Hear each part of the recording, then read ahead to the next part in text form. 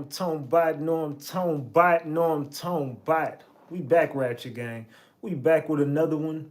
We back with another banger. Let's get the likes up. Look, you might have forgot. Hell, they might have forgot. But you already know it's the king. Too loyal. No, I'm talking about Ratchet TV. Hey, y'all already know, man. Y'all already know. Get the likes up if you in the building. And if you're new to the channel, hit that subscribe button, tap that notification bell so you can get the drop whenever I drop. Alright, so boom. Man. We gotta talk, Ratchet Gang. Look, we gotta chop it up. Look, tonight, it's been a long time since we've covered the Naziah Harris case. We also got to chop it up about Julian Brown. I'm not sure if y'all know about either one of those cases. If you know about the Naziah Harris case, drop the gems right now. If you know about the Naziah Harris, drop the gems. If you don't, drop the eyeballs. Let me know in the chat. And I'm gonna do a poll real quick. Let me do a quick little poll. How should we start the show? Oops, hold on. The show. All right. La. Should we start it off with Naziah update? Or should we start it with Julian Brown update? How do y'all want to start this show? Let me know in the chat, man. Drop the drop the gems if you've heard of the Naziah Harris case. Drop the eyeballs if you have not. Let me know in the chat. Drop the gems if you heard about it. Drop the eyeballs if you have not.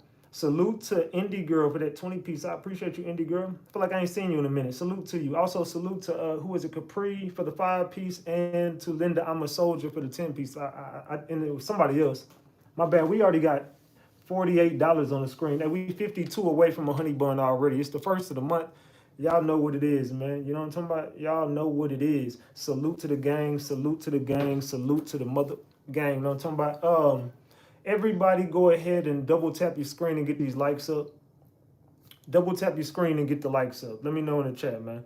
So 90% of the people said, look, we want Naziah. Off the muscle, they said, look, bro, we came for Naziah. We need that Naziah update tonight. What we doing? Well, there's been some iffy stuff going on in and around the Naziah Harris case. Now, have you noticed they never went out there and did like a vigil balloon release? They never went out there and celebrated the life of Naziah. Now I'm on this wine, so y'all go ahead and have a sip with me. Have a sip with your boy tonight, man.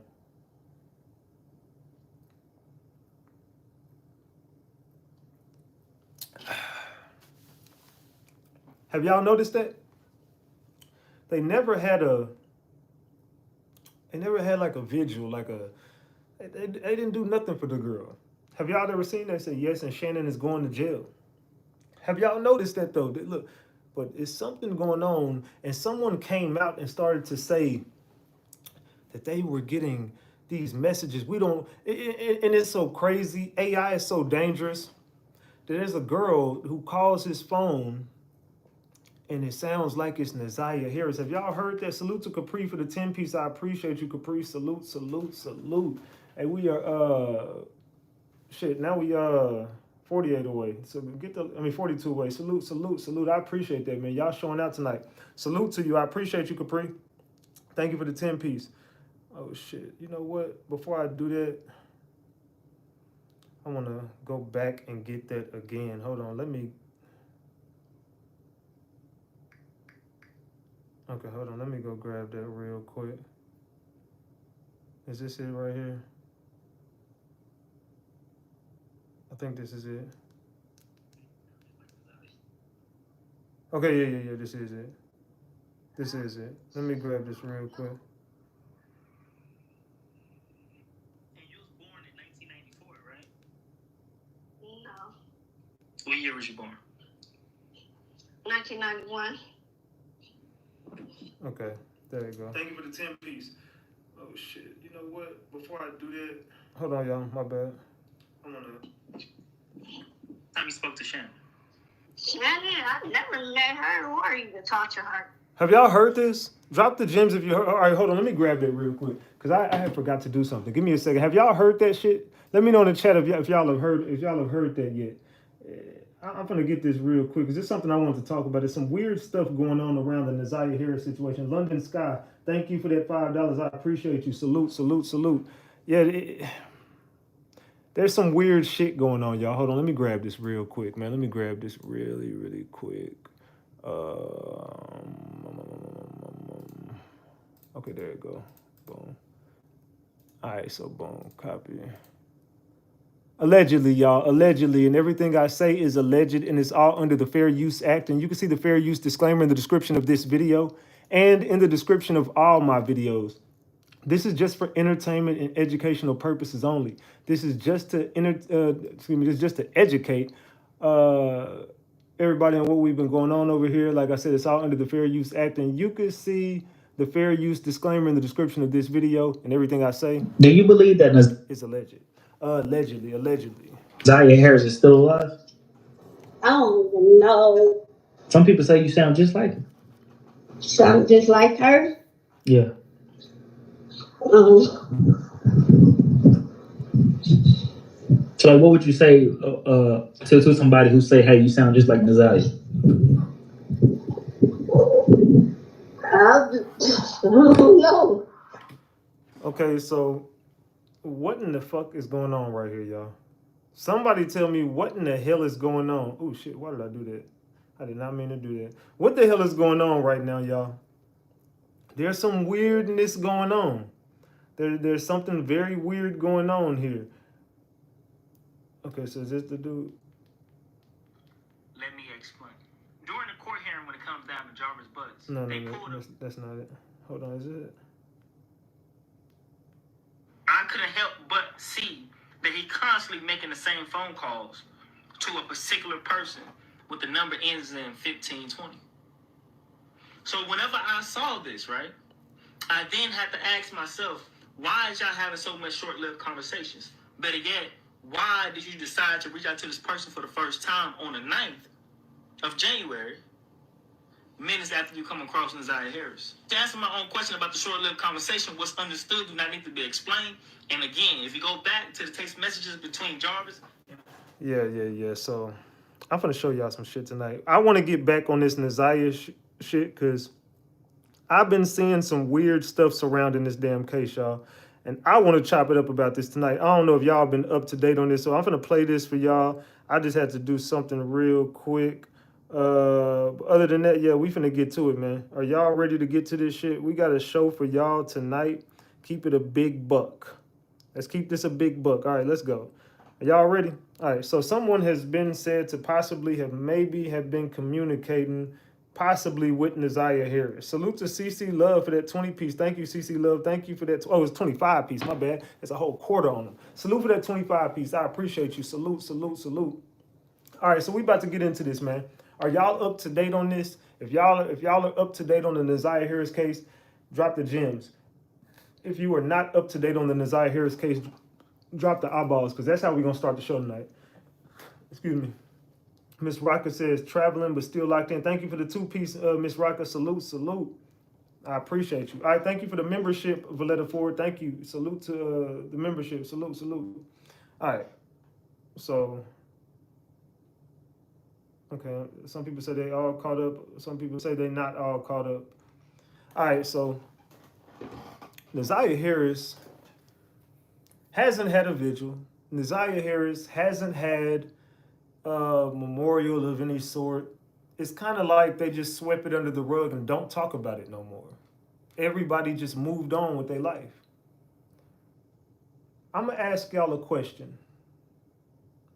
If you believe Naziah Harris is no longer here, drop the prayer emojis in the chat. Drop a prayer emoji if you believe she's unalived. And I want you to drop the flowers if you believe she's still here. If you believe Naziah Harris is still here, drop a flower in the chat. If you believe she's no longer here, drop the prayer emojis. Let me see how y'all feel tonight, man.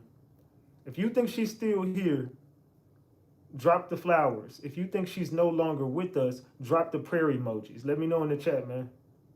Drop the, if you think she's no longer with us, drop the prayer emojis. If you think she's still here, drop a flower in the chat.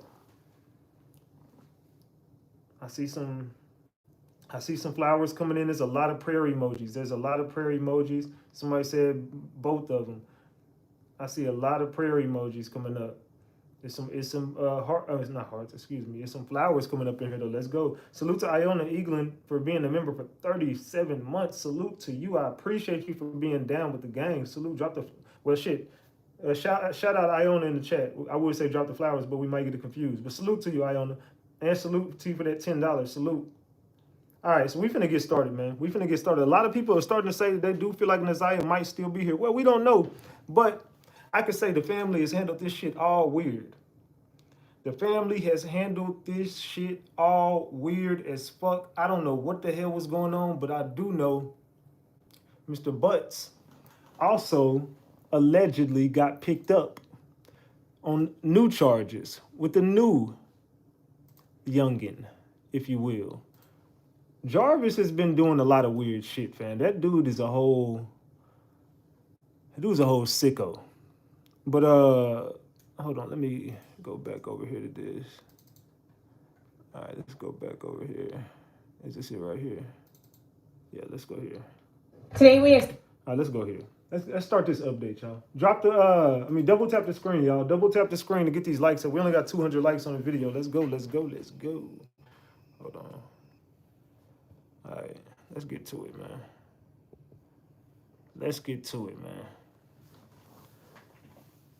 To learn more about another case against the Detroit man accused of killing his 13-year-old niece. Jarvis Butts is charged with the sexual assault of a 12-year-old girl in 2013. He's due in court for those charges later today. Butts is also facing charges. Did y'all hear that shit, man? Did y'all hear that shit? Let me know in the chat if you heard that, man. Let's get to this, man. Let me know in the chat if you heard that. Man. This is crazy. Today we expect to learn more about another case against the Detroit man accused of killing his 13-year-old niece. Jarvis Butts is charged with the sexual assault of a 12-year-old girl in 2013. He's due in court for those charges later today. Butts is also facing charges for the murder of his niece, Naziah Harris, in 2024. That is a disappearance that we have covered extensively on clickondetroit.com. Salute to Linda, I'm a soldier, for that $5. I appreciate you. Salute. So Mr. Jarvis, Mr. Butts, he is back in court and he has picked up new charges for a 12-year-old this time. But this was back in 2013. Jarvis Butts due in court for 2013 actual assault.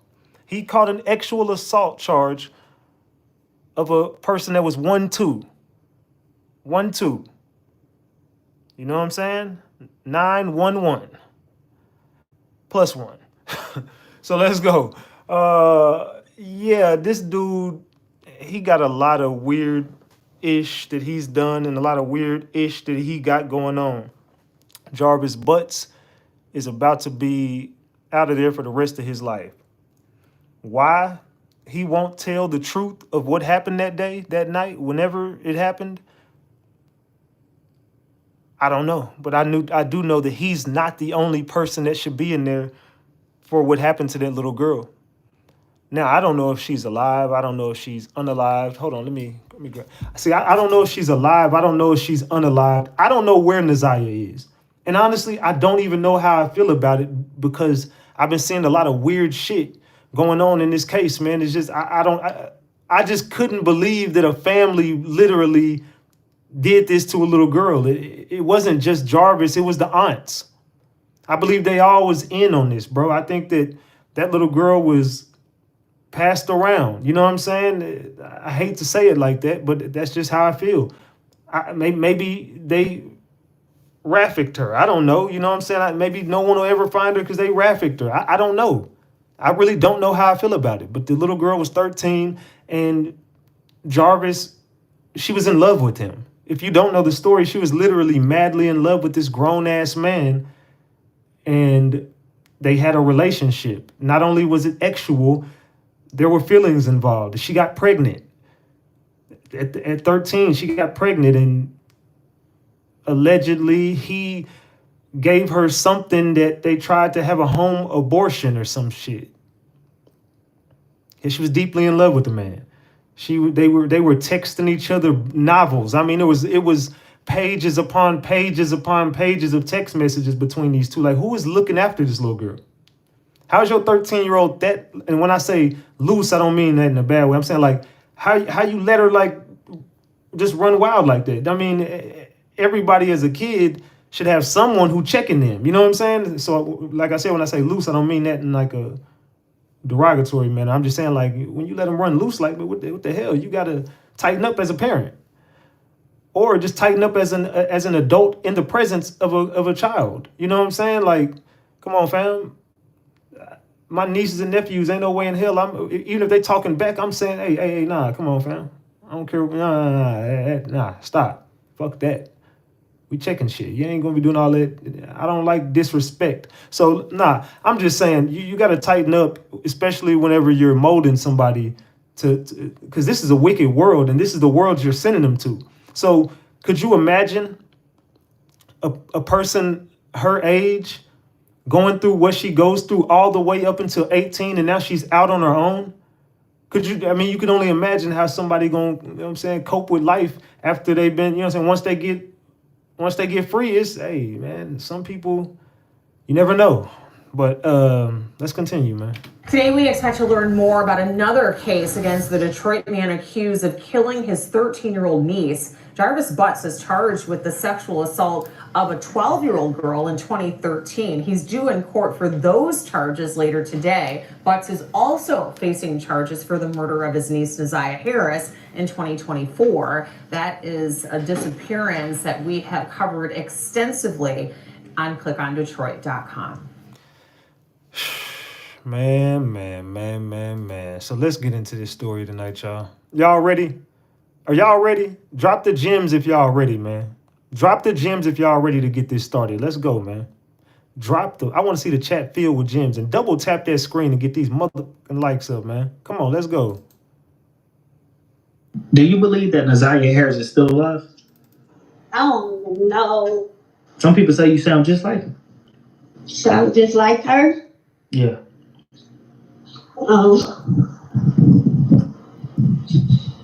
So, like, what would you say to somebody who say, "Hey, you sound just like Neziah"? I don't know. And you was born in 1994, right? No. What year was you born? 1991. Time you spoke to Shannon? Shannon, I've never met her or even talked to her. I've never been around his family or any people that he called his family. I never been around. He never been around my family. In the last past 7 days, how many times will you could say that you talked to her? Probably twice. That's about it. So within the last 7 days, you have talked to him twice. Yeah. What did y'all talk about? He just check up on me and stuff. Do he say anything about him? On the friendly level. Do he say anything about him possibly coming home or anything about the case? No. If you were to just take a guess on what happened to Neziah or where she may be, what would your guess be? I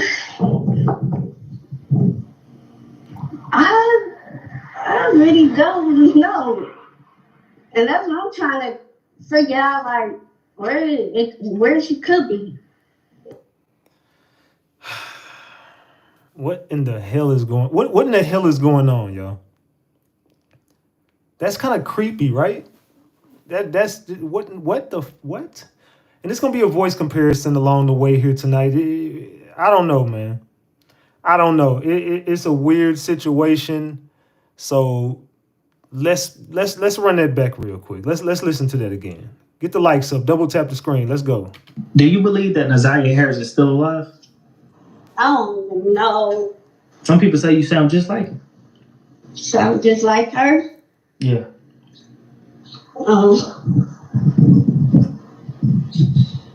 So like, what would you say to somebody who say, hey, you sound just like Nazaria? I don't know. And you was born in 1994, right? No. What year was you born? 1991. Time you spoke to Shannon? Shannon, I never met her or even talked to her. Salute to Jelly Bean for that 20 piece. I appreciate you. Salute, salute. I never been around his family or any people that he called his family. I never been around. He never been around my family. In the last past 7 days, how many times will you could say that you talked to her? Probably twice. That's about it. So within the last 7 days, you have talked to him twice. Yeah. What did y'all talk about? He just check up on me and stuff. Do he say anything about him? 11. Do he say anything about him possibly coming home or anything about the case?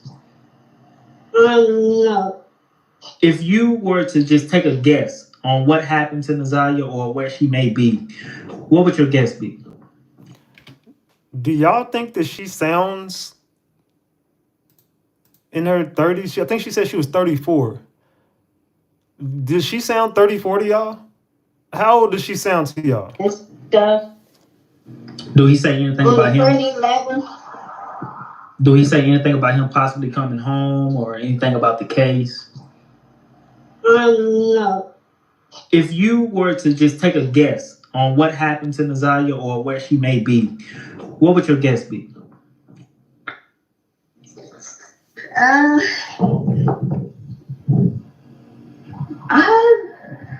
really don't know. And that's what I'm trying to figure out, like, where she could be. Okay, so what do y'all think about that? They say no, she sounds like she's about 12 or 13.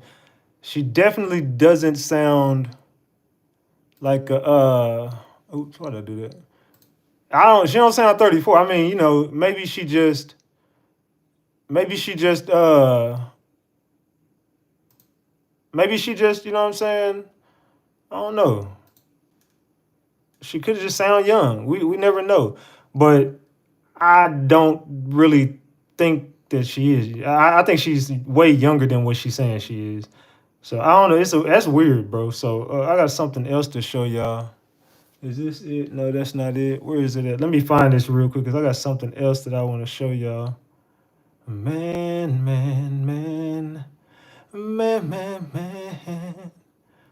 I don't know, but yeah. So allegedly, that's some girl who called into a show, basically saying that she's been in contact with Jarvis. She be talking to Jarvis, and he be calling in, checking on her, and she's 34. But I'm guessing they dating or something. I don't know, fam. It's some weird shit going on. That's all I can say. Is it's some weird shit going on, and they using that little girl name still in some weird shit. I don't know. I don't know how I feel about it because, like I said, is this it? Is that it? Yeah, it is it. This nigga done already hopped over this motherfucking shit. He's in his fucking clothes, bro. I gotta keep. So y'all remember the girl Mimi, right? Y'all remember that girl Mimi, right? So this is some shit she got going on over there at her crib. Let's get in here. Check this out. Y'all remember that girl who allegedly had found Nazaria or whatever? Y'all remember that, right? All right, so check this out. Keep getting rid of fucking clothes. Keep buying motherfucking diapers and shit. I'm motherfucking sick of this shit, bro. I don't give a fuck. Y'all can call me a crash out. I don't give a fuck. This is the life of a fucking autism parent dealing with 2 motherfucking kids with disabilities. That one don't listen to fucking shit. Don't nobody gotta say to her. That motherfucker, all he wanna do is diaper dive. I'm sick of this shit. I'm tired of it. Look at this fucking shit, bro. Like, I'm so fucking tired of this shit, bro. Look at this guy. I'm so fucking tired of this fucking shit. Jonathan Thomas Reese, I cannot stand your motherfucking ass. I hate you. I fucking hate you for this shit. For this shit, I hate you. And you are, this nigga that already hopped over this motherfucker. So, yeah, intervention is definitely needed with that chick. I told y'all that girl was a loose cannon. I told y'all she was a loose cannon. Now, didn't I tried to tell y'all a long time ago about that girl. But y'all don't listen to me until it's too late. You see, y'all don't never listen to your boy Big Ratchet. I be trying to help everybody out. I be telling the truth about these people. Double tap that screen, man. Double tap that screen and get these likes up. Are y'all ready to get started on this content? Look, man, we got to chop it up about Naziah Harris and the weirdness that was surrounding her. See, now this girl, Mimi, was the one who allegedly seen her at the school with that little jacket on. Y'all don't remember this? And then she was the one going around finding the trafficking houses and stuff. It seemed like a lot of weird shit was surrounding this girl, man. Y'all should have looked deeper into that chick. Remember, I did get her locked up, though. I did. She had trespassed that place, and I definitely got her locked up, and she fighting the whole charge with that shit. I said, you told her. I said, yep, I do. Yes, and she wanted, yeah. They say, we also got her locked up. Yeah, facts, Leash. They say, I remember breaking and entering and everything. Yeah, she broke into a place, whoop-de-whoop-de-whoop. I remember she was caught with Roxy. Yeah, and then they was remember she was like, Roxy got a shovel and she believed Roxy had hid Naziah somewhere. And y'all remember this shit? I don't forget nothing. I don't forget nothing. She started saying that Roxy was hiding Naziah. It was a bunch of weird stuff going on, man. It was a bunch of weird stuff surrounding this case. So let's continue, man. Let's get started. Well, people ask me, right, why do I believe that Naziah Harris is still alive? Let me explain. Number one, in the preliminary hearing, they did not give me any reason to believe at what point of period of time or at some point of period of time that Jarvis Butts unalived Naziah Harris. The second thing is this. Had a preliminary hearing. That says a lot, fam. So for those who don't know what a preliminary hearing is, right, let me break it down to you simple as possible. The police comes and gets me, take me to the precinct, and they tell me, hey, say, we got a rim-rum charge on you. We finna to indict you for a rim-rum charge, all right? A M charge. We already have witnesses. We know that you was there. We know what weapon you had. We even got the weapon in our custody, and we also have a body, all right? Let's just say those things would have had took place. And then I would go to court, and then the district attorney tells me, hey, say, we're trying to give you 25 years. And I tell the district attorney, I'm not taking 25 years. Let's go to trial. Because they have everything it is that they need, we going straight to trial. There is no reason to have a preliminary hearing and asking the judge, do we have enough evidence against me to go to trial? There will be no need for it because all the evidence is presented and is there. However, if I was in the investigation room and they didn't have all these elements to say I did X, Y, and Z, and the only thing they have against me is circumstantial evidence, which is things that are made together, thrown together, that make sense and create a theory that makes sense that I was there and I did X, Y, and Z, then those things by itself then requires for a preliminary hearing to exist. Because now they got to weigh these same theories and evidence and circumstances in front of the judge. And so I'm gonna ask y'all a question. Do you think he's right? Do you think that having a preliminary hearing is basically them kind of admitting that she's still alive? I don't know. What do y'all think? I don't know. I'm just asking a question. He's basically saying they having that hearing because if she was unalived and you know she's unalived and you got all this evidence, you don't need to have a hearing about it, is what he's saying. What y'all think about that? He said, without reasonable doubt. Yeah, there's no doubt in no one's mind that Jarvis did this. We know he's guilty. Why he's taking this to trial? I have no fucking idea. They got so much evidence on this dude. No jury is going to find him not guilty. That's just not going to happen. He's going to get slammed with this. There's no jury on earth. This verdict is going to come back within an hour. It's not going to take long at all. Maybe 2 hours. 3 would be pushing it. I don't think, like, you see how quick I told y'all queso and them? I said, man, it's going to be done same day. And people was like, nah, man, it's going to last until Monday, Friday. No, this shit is done same day. That was an open and shut case. There was no jury that was going to find queso and them boys not guilty of unaliving, just like there's no jury that's going to find Jarvis Butts not guilty for the unaliving or whatever. No jury's gonna give a fuck what's going on. Everyone's just gonna say guilty because of who he is. You know what I'm saying? They're gonna look at this shit like, bro, come on, fam. Get this nigga the fuck up. Hell no. I don't give a fuck what they said you did. They could say you never mind. I ain't gonna throw no examples. They could say whatever. I don't give a fuck what they said. They could just say you stole a piece of gum out the store. Nigga, you gonna get in life. Fuck that. For what I know you did, they could just say you attach a gum charge. Fuck it. Put the piece of gum on him. Put the doublemint on his head. Fuck it, I don't give a fuck. Put the doublemint on him. I'm just saying, ain't no jury gonna find this dude not guilty, fam. So he's basically saying they're having this hearing just to see if they have enough evidence to possibly take it to court. Like, what in the hell? We don't need a hearing for that, man. This motherfucker should be on trial now. Let's go. Then ask the judge, do we have enough to prosecute Chosen? And at that moment, the judge will say yeah or nay. So for the fact that there is a preliminary hearing tells me that the district attorney does not have all the elements that they need to say without a shadow of a doubt that Naziah Harris is not alive. So for it to even be a preliminary hearing, there is no physical evidence whatsoever that Naziah Harris is unalive. That says a lot by itself, and I hope y'all understand that right there by itself. I just hope so. So the third thing is this. How many times do the United States of America condemn somebody to be unalive when in fact they are alive? Let's look into this, right? Let's look into it. Because a lot of people don't believe that this happens. Well, these two women, they went missing in 2 separate cases, only a year apart from each other, and they have just been found. Cleveland police say that they are alive, they are talking, they appear to be okay, and there's actually a third woman who was found with them. Witnesses are saying there were also several children in this house, and a suspect is in custody. These women went missing and was missing anywhere between 8 to 11 years. At some point in the period of time, Michelle Knight herself was deemed to be unalive. They removed her name from the missing person report after 15 months.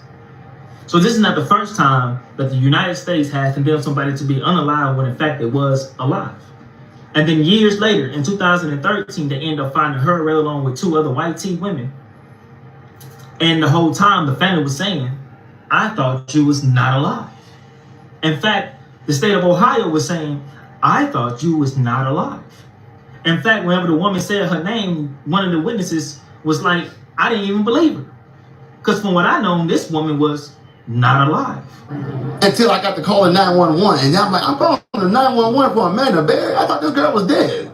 You know what I mean? You know, the justice system is very much so flawed. What do y'all think about that? Are they just saying Naziah Harris is not alive just because they don't know what happened to her? You just believe he unalived her. So technically, you know, he didn't unalive her if she's alive. But you think that he did based upon the evidence, right? But we don't know that we don't know where the hell she's at. All we know is that this don't make sense and they don't have a body. And I'm gonna be real. Jarvis Butts don't seem like he can outsmart the police that much. I mean, all this damn evidence that he does have on him, I can't see him masterminding a plot that would get rid of a body. I just don't see how I'm just being real, bro. I just don't think the man, I don't think his elevator go all the way up. If you know what I'm saying, I'm trying to be nice about it. I don't think that man elevator go all the way up anyway. So I can't see him masterminding a plot to get rid of a body and outsmart the police, and they'll never find the body. Yeah, so I don't know where she is, but maybe possibly. Because I just don't think he's that smart. I don't think he's smart enough to get away with it. You know what I'm saying? He obviously, look at all the damn evidence they got piled. They got piles of evidence, mountains of evidence on who he was. This nigga couldn't hide shit. He was goofy and dumb. He ain't that smart. So let's think about that. The man, Jarvis Butts, and salute to Chosen for that. You know what I'm saying? But Jarvis Butts ain't smart. Let's just be honest with each other. Double tap the screen if you agree. Double tap that screen if you agree. Jarvis Butts is not a smart man, so I don't see Jarvis Butts outsmarting the police. I just don't see him. And by the way, that's the same dude who was talking to the girl who allegedly talked to Jarvis. It's a bunch of weird shit going on, man. This case just gives me creep vibes. Like, it's just creepy. In my opinion, the man who is claiming that Naziah Harris is still alive is an op. Because, first of all, if you don't know what's going on, 13-year-old Naziah Harris went missing January 9th, 2024 in Michigan, okay? This grown man, was around her, pretty much preying on her. When they got to her phone, found out that they had inappropriate relationship, she'd gotten pregnant, and as a result, they believed that they may have tried to do something about the pregnancies to protect him, and it was unsuccessful. As a result, she has not been seen since January 9th. I did a video a couple months back saying about the reasons why people think that she's alive. Not to add to it, but to say that what they're doing right now is trying to take attention off of him.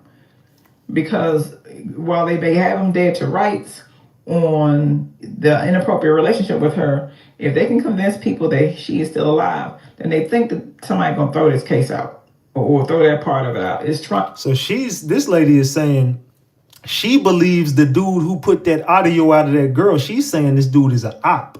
I'm covering the story. I don't know what the hell going on, but we gonna get to the bottom of it today. So, chat, what do y'all think? Do you think that he's legit, or do you think he an op? Let me know in the chat. What are y'all thinking? Is this man? Is he 100? Is he solid? Did he give up some good information with that phone call that we just listened to, or is that complete cap? And this dude is, an op. What do y'all think? They said op. Shaking my head. You can never take the attention off JB. He said, They said, no. They said, I hope she is alive, but if not, I hope they can find her so she can argue. Yeah. Hey, Ratchet. Salute, Britt. It says, legit, everybody is an op. They said, he's a distraction. He's sincere. Op. Come on, y'all. Let me know in the chat. What do y'all think? Is he solid? Because this lady is saying this dude is an op. She's saying he was sent. I don't know, man. We finna get to the bottom of it. Let me know in the chat what y'all think. Trying to cast doubt. Like, why would you she is not alive. What sense would it make, first of all, for her to still be alive, knowing that this baby really thought that this monster loved her? So why would she want him to stand trial for not only the inappropriate behavior, but also her no longer being here? Mind you, he's going to have to stand trial in October for both of them. So what sense would that make? Let's look at this video real quick because it just burnt me up. Harris is still alive. So I called the number. I'm having a conversation with this person. First and foremost, whenever I call the number, I'm not really expecting anything out of it. But whenever I ask the simple question, do you know Jarvis Butts? And the answer that I got stunned the shit out of me. So then I asked, when the last time you spoke to Jarvis Butts? The person then said, I talked to Jarvis Butts today. How did you speak to him today? From jail. That sounds like a kid that you're talking to. I'm already annoyed. That's when I hit record. Now, I can go a little bit further and go really deep into it, but I want you to tell me what it is that you hear from this audio. So I'm going to take this audio, Lord. and then I'm going to go back and I'm going to find another audio of a person that we know for certain to be Naziah Harris, and we're going to compare the two together. And tell me, do you believe that this same person I was on the phone with is in fact Naziah Harris, portraying to be... Now, mind you, this is in a day of AI and all that, so even if I were wanting to believe him, which I don't, we have to remember that this is in the age of AI, and anything can be replicated. I stand by it. They're trying to get this man out, pissing me off. The owner of this phone. Okay, so when the last time you spoke to Jarvis? Today. How? He called me from jail. Okay, how old are you? 34. You 34 years old? Yeah. Okay. Because at the time whenever he made those phone calls to you, he was at a motel. Park Crest Inn. 34 years old, y'all. What are we talking about even? Are you familiar with that? No. You're not familiar with it whatsoever? No. Okay. So you is completely oblivious to who Naziah Harris is? I saw it on the news and on the internet. And that's about it? Yeah. Okay, y'all. Alright, so I got fans ready in Zambia. I'll waste all the time. So I don't care. Bye, y'all. I'm not having it. I'm not going for it. This is, in my opinion, an attempt to try to throw people off his trail. That's all this is. And we need to call this thing out to prevent this from gaining any kind of traction. He has a trial tomorrow being August 1st. But again, that's just a preliminary thing, is to make sure the witnesses are there, make sure that they got everything they need to proceed in October, which is going to be his real trial. This cannot gain legs. This is a lie. I believe it's a lie, and we need it to stop. What do y'all think? Was that a lie? Was that a lie? He even did a side by side and said it sounds just like Naziah. What do y'all think? Let me know in the chat. What do y'all think, man? Let me know in the chat. Was it a lie? They said, I'm seeing lies. Was it the truth or a lie? They said, this, my video pulled me up. What's your video? Ashley Steamer? Ashley Steamer said, this, my video pulled me up. I'm pretty sure that you're not that dude. Ashley, I don't know what the hell you're talking about. What is she talking about? Talking about this, my video pulled me up. They said, lie. This me on the video. What video? Oh, you talking about this, this right here? This is your voice? They said, it sounds like her to me. Do you got me on, they said, the man in the profile pic is me. What? Okay, I'm confused. Hey, hit me up on Instagram, and I'll pull you up like that. You got to hit me up on Instagram. My Instagram is TheRatchetTV. Hold on, let me pull my Instagram up real quick. Man. They saying this is them. Hold on, what the hell is going on? All right, hold on. Look, this is my Instagram right here. TheRatchetTV, right there. Oh, hold on, let me. TheRatchetTV, man. TheRatchetTV. TheRatchetTV. TheRatchetTV. The Ratchet TV. Just hit me up on Instagram. Just hit me up on the gram. All right. So they saying that this is them. DM me on the gram and I'm gonna pull you up. I got you.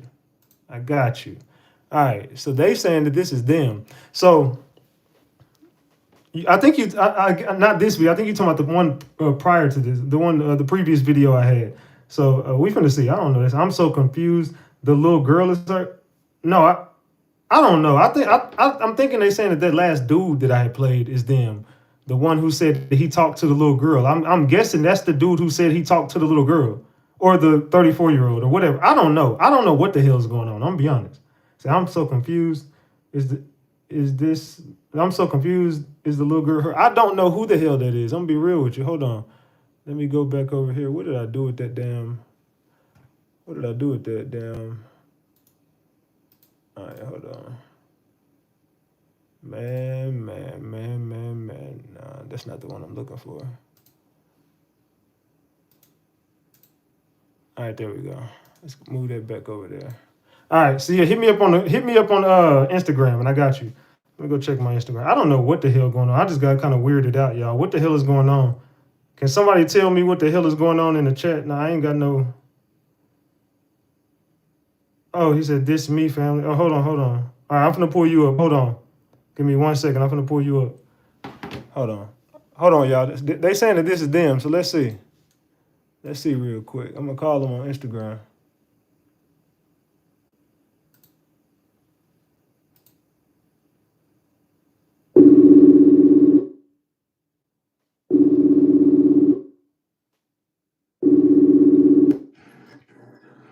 Hey, what's up, family? What's good? Yeah. So yeah, as you can see, yeah, that's me who made that video. Okay. Salute. What's good with you? Just chilling. So yeah, I caught the butt end of your live whenever I saw you was reacting to my video, and I see that there are some differences. So you know what I'm saying, we can talk about it. You know what I'm saying?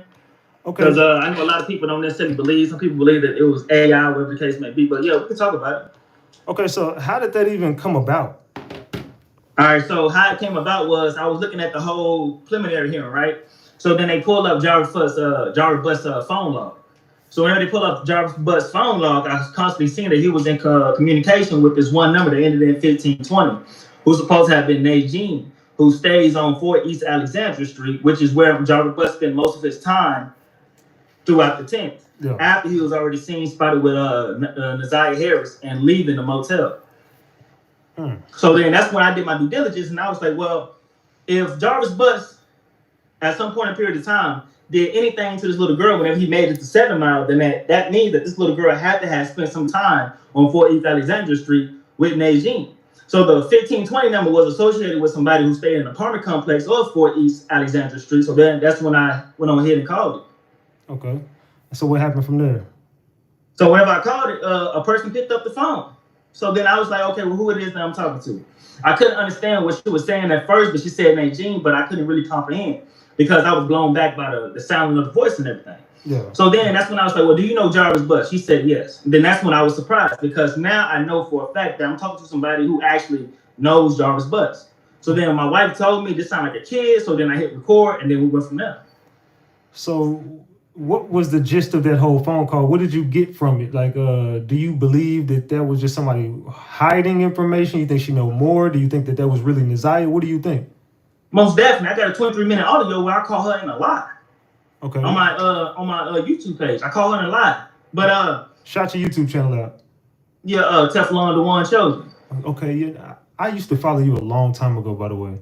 Yeah, I know exactly who you are. Yeah, I know exactly. Yeah, that's an old page. So I got a new page underneath the same name because I ended up losing that one. Okay, yeah. But it's still up though. So whenever I called her, she told me who she was and everything else, right? So she told me she didn't know Naziah Harris. Naziah Harris never went to her house, and then she was adamant of saying that Jarvis Butts never even showed her to her house that day. Yeah. But at the same time, whenever his phone was pinging, his phone pings in front of your apartment complex, and it stayed there for quite some time. And then after he drops off the blue card, then his phone goes back to your apartment complex and it stays there and it's constantly pinging all the way up until 10:30 p.m. on the 10th. And then that's when he leaves your apartment complex, then he goes to 7 Mile. And he stays on 7 Mile roughly around 3 hours. And then at that point in period of time, it's believed that he did whatever he did to Naziah Harris. So you telling me that Jarvis Butts never came to your house. In fact, you told the detectives that you can't even recall that he go to your house. So then whenever I caught you in a lie, then that's when she went back and said, yeah, he did go to my house, but he only talked about him possibly turning himself in the near future. So I'm like, well, damn, you just said 3 different things. First, you can't recall. Then you say he did it. And then now you admitted that he did. But throughout this whole ordeal, you constantly saying that Naziah Harris never came to your apartment complex. And I feel like that's what she is lying. I don't think she necessarily knows what happened, but I feel like she felt like she just as involved in this case if she admits that Naziah Harris was at her apartment complex at some point in a period of time. And I feel like that's what she's lying at. So what made you just ask her if she was connected to Jarvis? Because her number is in Jarvis Butts' phone records. For his jail calls? Not only the jail calls, but the call that he made on the 9th, the 10th, and the 11th. So he was actually with her while he was right after this happened to Naziah? He was, well, okay, so I'm putting it like this here. Whenever he picks up Naziah Harris, right, on Angel Liquor Store parking lot, which is Linwood, 12735 Linwood, right? Yeah. He calls that number less than an hour after picking up Naziah Harris. And then throughout the day while he with Naziah Harris, he constantly staying in contact with that phone. Okay, now I'm with you on this. Okay, so this same chick that sounds exactly like a little kid, that sounds kind of very similar to Naziah Harris, he calls that same number, and didn't she have another phone? Who? Naziah. Didn't she have? What was her number? Okay, so Naziah Harris' number was never put on display, but it came out during the preliminary hearing that Naziah Harris, in fact, had a phone registered in her name. And whose name? But Shannon said that she had no knowledge of this because this whole time it's believed that Naziah Harris was only doing communication on a tablet. Remember that tablet? Yeah. And Shannon them saying that they only know Naziah Harris to have a tablet. They never know that she had a phone. But in actuality, they found out that Desire Harris did in fact have a phone, but that phone number was never put on display. Yeah, so that's kind of weird.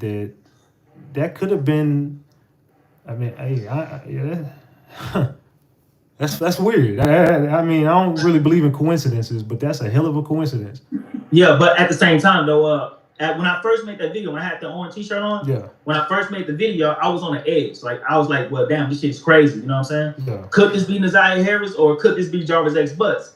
But after I had a conversation with the woman, after that first conversation, I had like another conversation with that woman when I was on three-way with another woman who is a TikTok, person, whatever the case may be. Yeah. So I had like other people involved hearing what it is that I'm saying, right? But whenever I had that second contact, that's when I was like, nah, this right here is not Desire. So you don't believe it's Desire? I don't believe it's Desire. Do you believe she's 34? I believe that might be Nadine, yes. And who is Nadine? Is one of his other girlfriends. Yeah, as a matter of fact, her name was brought up in the preliminary hearing whenever they brought up her phone number and when they asked about her address. Because again, her address is the only address that Jarvis Butts stays at for a long period of time. Whenever he went to Wilshire, he was only there for like 5-6 minutes. Whenever he went to Latrice's house, he was only there for like a couple of minutes whenever he picked up a car. You know what I'm saying? So everywhere he went, he don't stays there too long. But whenever he goes to Nadine apartment complex, he stays there for hours. You feel what I'm saying? So you don't feel like she was ever around Desire? I do. And that's the reason why I was pressing her. Because you can't tell me that Desire Harris was not in your living room at some point in a period of time. Jarvis Butts spent too much time in your space for him to not have Desire with him. Because look, just think about this. Desire Harris' clothes was found on 7 Mile. Yeah. We believe something transpired on 7 Mile. Correct. So if we believe that whenever he left and went to 7 Mile and he did whatever he did to this little girl, then we got to go back to where was he before he went to 7 Mile? Nadine's house. So I can't go and do something to Desire Harris unless I have Desire Harris already in my possession. But because the time that he left, didn't he go to another? What was that city he went to? Gippsland. Yeah. He went to Gippsland on the night. He went to Gippsland on the night whenever he left the shop to drop off the Jaguar, and then he turned around and come back to the shop. See, from that point, we don't got a hint of where Desire was from that point for me. Okay, so whenever they go drop off the Jaguar, right? Whenever they get to this destination, right? These people at this destination, which was King's people, they was like, "Who is this little girl?" Jarvis Butts said, "This is my niece." So then they go back to the shop and they drops off King or whatever, right? Because now King got to go back to the house because he on an anchor monitor. He got to be back inside at 9 o'clock, right? Yeah. So King said whenever he left the shop, at the end of the day, whenever he left the shop, Desire Harris and Jarvis Butts was together at the shop whenever he left. That's what. So I don't all the way believe him though. I think he had something to do with some shit. And you know what I'm saying? You make 100% a lot of sense because at the same time, we saw Desire Harris on a doorbell cam on Bedford. Remember when she was just getting off the bus? Right. Well, King said they picked Desire Harris up on Angel Liquor Store parking lot. Exactly. That's a 5-hour walk. How the hell did she get from point A to point B so fast? But we know for sure at 3:45 she was already at the shop because Jarvis Butts' sister said, "I saw her at the shop around this time." Correct. So we know she didn't make that 4-5-hour walk. No, of course not. So according to King, she possibly made this 4 hours. You know what I'm saying? So I don't quite believe him neither. But I got to take in something that he says into account. You know what I'm saying? To try to make sense of all this. So do you feel like Desire? Do you still feel like she's alive? Yes. And for what reason do you think she's alive? Because I don't feel like the state presented anything during the preliminary hearing to convince me that she's not alive. I agree with that. 100%. And like, I'll listen to your live, Barry, and I understand that we disagree when it comes down to what a preliminary hearing is. But like, just think about it like this. No, I actually thought you was on point. Yeah. Okay. So like a lot of times, whenever somebody do something and they have a good enough evidence against you, they indict you. Yeah. After their indictment, they try to come to some type of agreement with you. If you say no, I don't want that, I want to go to trial, then there's a pre-trial, which is the last thing that we do to try to resolve whatever this is. And if we can't resolve it, then boom, we go to trial. But the only time we need a preliminary hearing if there is like something is there that we don't have like all the elements to it. We go to the judge, drop it off in front of the judge's desk. The judge either say yeah or nay, and then we move forward. You know what I'm saying? So I feel like that right there says a lot. No, I was actually agreeing with you on that. I thought there was a good fucking point that that's kind of actually right on point is why the fuck are we here doing this when we already got, we can slam you? It's a slam dunk case. This is an easy win. We've taken this to trial now. Like, instead of the preliminary hearing, we could have did trial right now where we be prepared now to bury this motherfucker. So, yeah. Yeah, most definitely. Most definitely. But when it comes down to the essays and everything else, 100%, you guilty. Yeah. You know what I'm saying? You can't shy around that. Yeah. But when it comes down to the unaliving of her, with nobody, no evidence, no weapon, no witnesses, like all the normal elements that are normally there whenever certain things is finna be press charged on, it's not there in this, you know what I'm saying? So I feel like that's where I just don't believe that they presented enough evidence to say this little girl is not alive. I think she's alive. I agree. And there has been similar cases like you pulled up that they have said someone is dead and they come back alive. So yeah. But maybe they just can't find her, so they're just like, hey, man, we're just gonna give you the M charge just because we don't know where she's at and you can't tell us. So yeah. And at the same time, circumstances, like all the circumstances make sense for this little girl to not be alive. So therefore, the district attorney can raise up a good enough argument to sway a jury of 12, be like, hey, this little girl is not alive. Look at all the things that we do have against them that are physical and that are circumstantial. And let's bring all this stuff together. And then you can persuade somebody to be like, yeah, that do make sense. It only makes sense for her not to be alive. But that don't necessarily mean that she's not alive. It just means that the state feel like they can raise a good enough arguments to get a conviction. So would you believe that Shannon knows where she's at? I really don't know. That's possible. I'm not going to just shut that down and say no. I'm going to say that's possible. But do I feel like Shannon was involved whenever these things took place? No. You don't? You think Shannon's hands are clean? Yeah, I think her hands are clean. Wow. Now that's where we're going to disagree. I definitely... Okay, yeah. I definitely think Shannon is guilty as fuck of a lot of shit. I think she been knew about their relationship with him. Oh, yeah. That's very much so possible that she could have known, yeah. But like actually being involved, getting rid of Naziah Harris or putting Naziah Harris up somewhere, I don't think she is. What about the grandma? No. Wow. Interesting. But like I only say that because like if you look at the timeline, right? Which I got the timeline on my YouTube page, right? So I break down the timeline according to the phone pings, according to the testimonies that was given from King, the fiance, and everybody else, right? I can't find at what point in period of time can I fit Shannon in the timeline to say that at this time Shannon did something. You feel what I'm saying? So if I can't fit you in it, then I must just say, hey, you wasn't there. I mean, they kind of did disappear for a little bit. When you say they disappeared, what you mean? Shannon and Annette kind of just disappeared and went to go look for Naziah and allegedly. Yeah, I think of Varys. Varys said something like that. Varys, yeah. Yeah, but they said that he was lying. I don't know. I don't know. I don't know that Varys was. He's one of the people who I don't feel like he was necessarily a liar. I feel like he was really emotional. But I think he capped about a few things, like on how good of a big brother he was or some shit. But other than that, I don't really think he was really lying about Shannon and them. Yeah. I don't think so. Yeah. But yeah, that's crazy work. Yeah. Yeah, most definitely.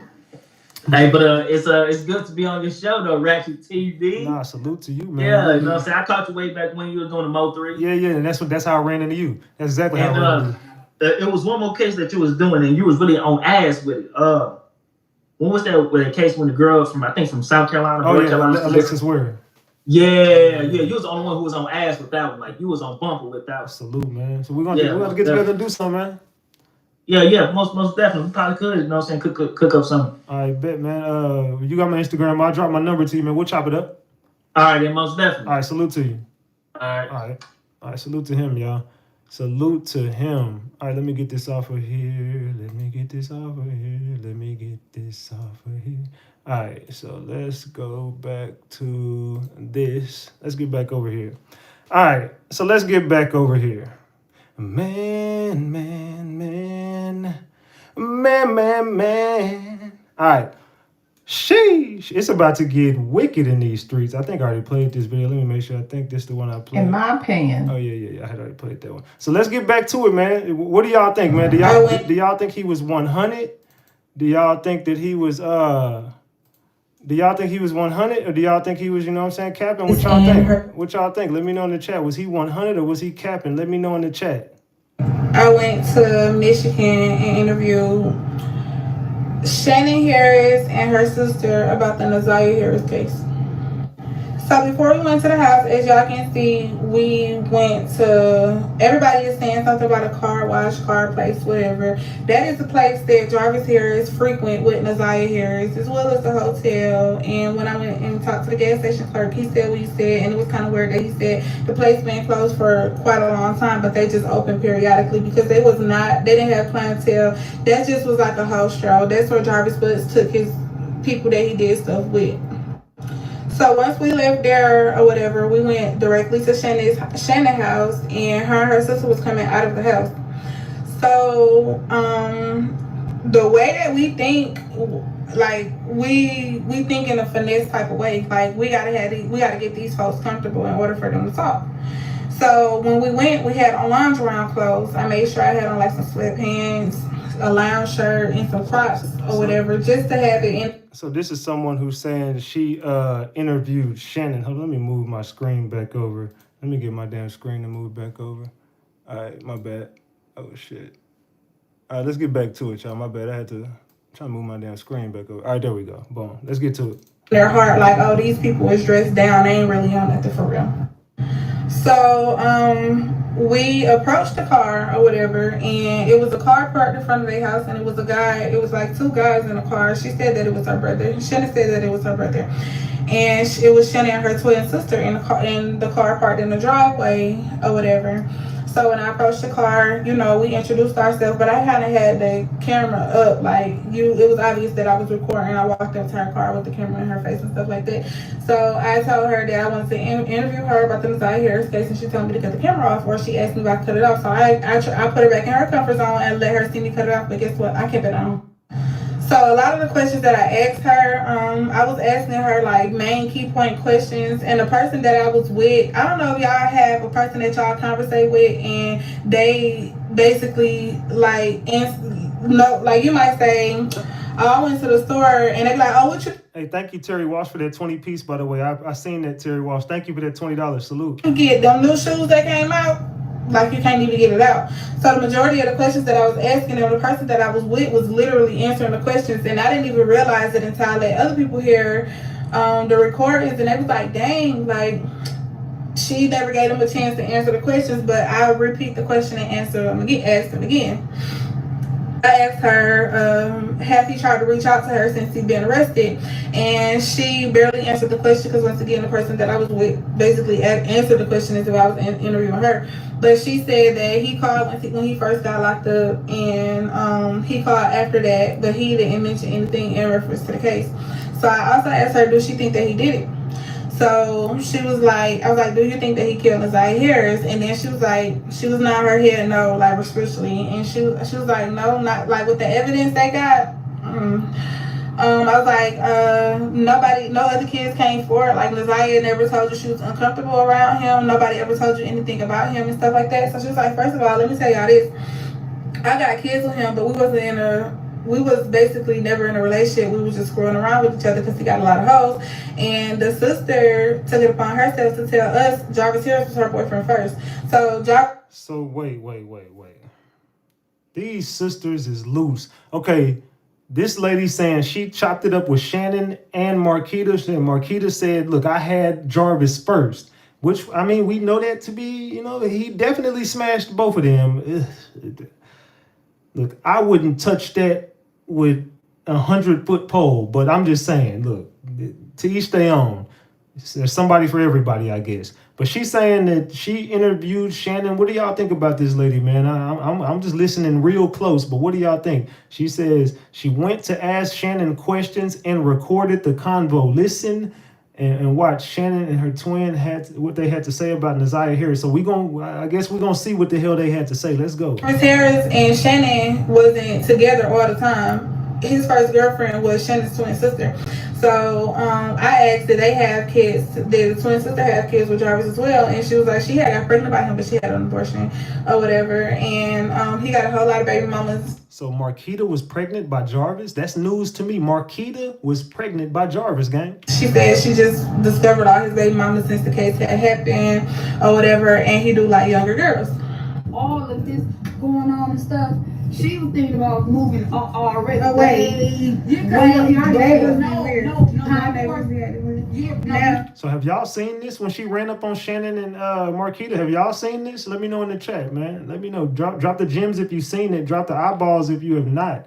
When I asked Shannon, did she think Jarvis unalived Naziah, she said, with the evidence, and nodded her head no and changed subjects. I'm going to say that again. She said when she asked when she asked Shannon, do you think that Jarvis unalived Naziah, she said with the evidence and nodded her head no and changed subjects. Before all of this had already, They probably know better. yeah, before all of this had already happened, my plan was already to move. I was supposed to move last year. Yeah. In 23, 28, in late 23. And it make you just want to move in silence because everything you do, they gonna twist. They gonna twist, they gonna make that it, you know, that it hurts my heart that they keep saying my daughter was the little girl that I got molested by her dad. It wasn't my daughter. So they just made some It was. Hold on, so they just said that they made it up about wait, what the fuck did Marquita just say? That it hurts my heart that they keep saying my daughter was the little girl that I got molested by her dad. It wasn't my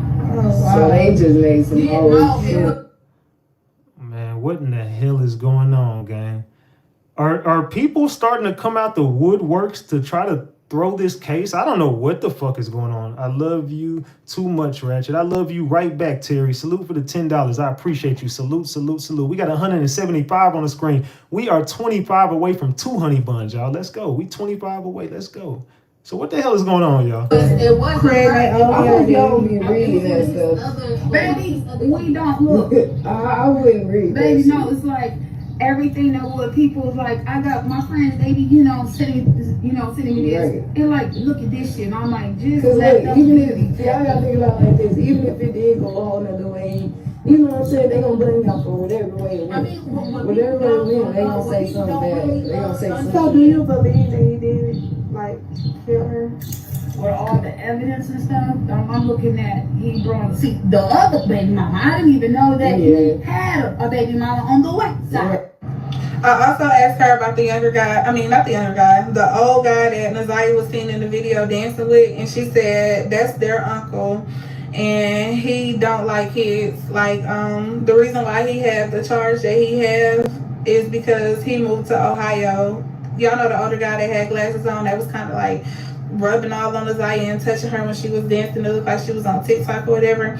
She said that guy in particular is their uncle. He's a great uncle, and he will come sit with the kids sometimes. She said he is not a child, what's the name, but he went to Ohio and he was dating a snow bunny, and the snow bunny basically lied about her age. Basically the same story that all child, what's the name, say.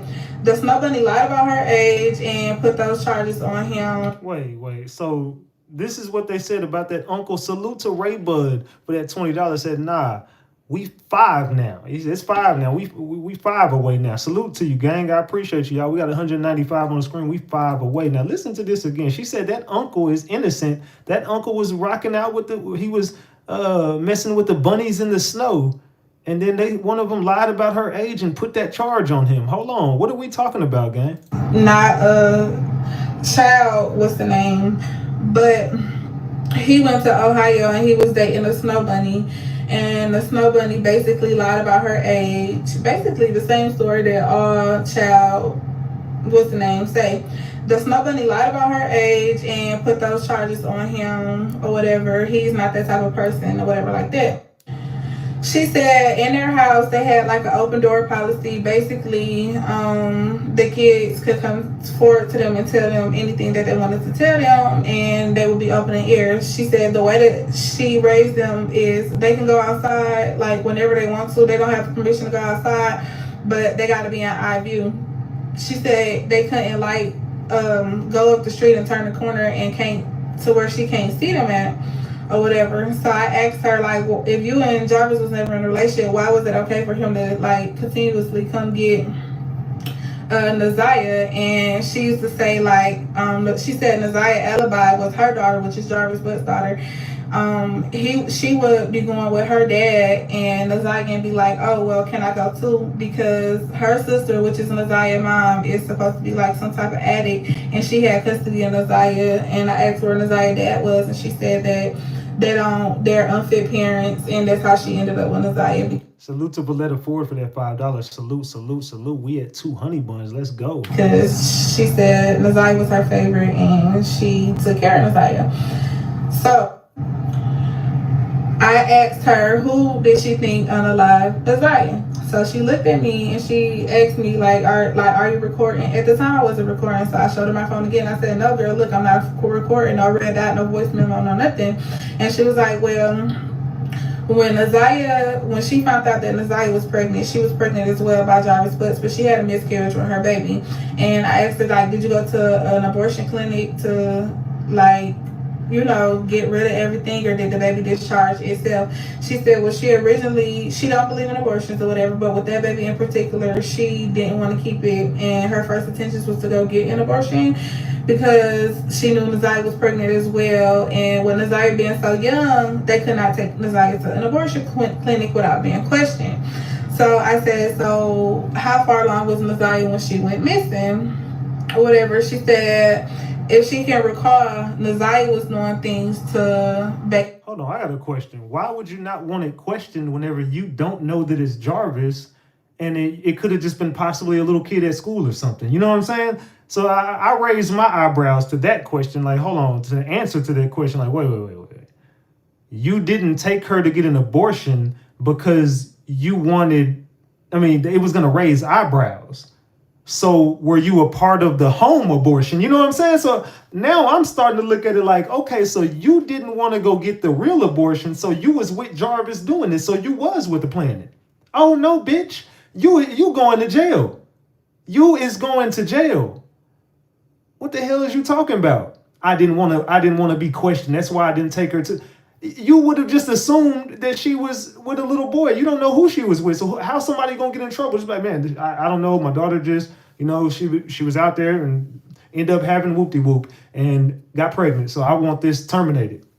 There is no question asked. Look, it was a little boy at school or something. I don't know. Just she could have been like, I don't want to talk about it. It was something. I don't know, fam. But that's just weird that you didn't do it because you didn't want to be questioned when it could have just been like a little kid. You know what I'm saying? Like, okay, so it happens, you know what I'm saying? Kids do things like that every now and then, you know what I'm saying? So, I don't think that there would have been too many questions. If that's what it was, if that's what you would have thought it was. So what you're thinking is you were thinking that it was, okay, so you are pregnant by Jarvis. Oh, so you did know this was going on. That further confirms to me that you knew that little girl was actual with that grown man. And I believe you used to push her off on him because you knew that turned him on more than your big hippopotamus ass. Little T-Rex built ass. Man, you know what? Let me stop. I've been changing. I'm trying to be better. Ray Bud been a member for 12 months. It's your 1-year anniversary with the gang. Salute to you. Ray Bud says, why ain't all them locked up? Shaking my head in the name. Salute. I appreciate you. Drop the flowers for Ray Bud. Let's go. Basically get rid of the baby herself. I said, what at-home remedies could you do to get rid of the baby? Like, what was she doing at home to get rid of the baby? So she was like, well, Nazaya asked her to buy her some pads or whatever, stuff that you'll use on your menstrual cycle, and said she would start having cramps and being in pain, and her period had came on. So Shannon said, with her being an adult and she have all these kids, she know you're not coming on no period while you're pregnant. And she said that's kind of around the time that Nazaya had basically went missing or whatever. So I said, so you don't know how far along she was or whatever when she went missing? You don't, if I'm a mother or if my niece, I have custody of my niece, I'm going to be tuned in on her pregnancy or whatever. And plus, you're leaving, you're saying she can come and go as she please, and she's carrying the baby. That's when a woman is most vulnerable or whatever like that. Basically, when Nazaya started making it a picture, salute Keyshawn for the 2-piece, that she wanted to keep the baby, it was kind of too late because she came across some abortion pills. It's these pills. She said it's 4 of them that you get, and you put 2 of them in your mouth and you put 2 of them in your vagina, and it basically get rid of the baby. But at that time, Nazaya was too far along, but she still wanted Nazaya to try to take it. She also said when you take these, the substance or whatever, you kind of bleed out a lot. And she said for some reason after she started checking her pads and stuff that she bought her for her menstrual cycle while she was already pregnant, she wasn't using none of them. So she asked like, Messiah, like, let me see your underwear, like, you don't have on anything, like, you're basically, like, you're not bleeding yet, like, the baby is not discharged yet or anything. So she said she started searching everything, and she could not find the 4 substances that she gave Messiah to take. So she was questioning Messiah and asking her, like, hey, did you take them continuously? And she felt as if Messiah was getting frustrated with her. And that's what she was telling Naziah, like. So Shannon was pressuring her to have the abortion, and Naziah didn't want to do it. So you unalived the little girl. Shannon was pressuring you, and you didn't want to do it, so you probably threw the pills away. I believe Naziah threw them damn pills away, and she didn't want to do it. She wanted to keep her baby with the man she loved, and she was not going to talk. So they unalived that little girl, and I believe you wanted to force those damn pills down her throat. Man, come on, man. I'm putting this together. Hey, you can't go nowhere or whatever. Basically, she started being tough on her because she's like, at this point, you're telling me that you don't want to keep it, but somewhere in my heart, I feel as if you do want to keep it. And exactly. She was jealous of that little girl, and she knew that that's what she wanted. She wanted that life with Jarvis, and this was going to be Jarvis's kid. She didn't want that. So I believe she took it upon herself to get that girl up out the way. I don't know that Jarvis, I don't know what the fuck happened. I don't know. Only thing I do know is everybody ain't telling the fucking truth. And you see what they was up there saying. You see, she really was out there with Shannon and them, and Shannon and them got loose at the mouth and told everything. I already had a miscarriage on my baby, and I feel as if I only had a miscarriage on my baby because you're stressing me out. So that's when I was getting confused, because it's like, you said something about an abortion, then you said a miscarriage, but okay, so this is part 1. All right, so let's get back to it, man. What y'all think about that? That's crazy work right there. That is crazy, crazy work right there. Let's continue. And her sister, the twins. My footage is kind of like mixed up, so I'm not gonna go through my camera roll and put it all in order. I am just literally gonna post it at the end of the clips after I interpret my take on everything that was said. So obviously this is one of the clips when I asked Shannon and her sister, like, they asked going to jail. Salute Keyshawn for the 2-piece. What type of guy was Jarvis? Like, what type of guy was he? He didn't give off weird vibes. I already explained to y'all that I asked her, like, what gave Naziah so much leeway to just go hang out with him, and she said that her daughter Janiah was the alibi for Naziah to go hang out with him because he will come get his kids and Naziah will be like a tag along.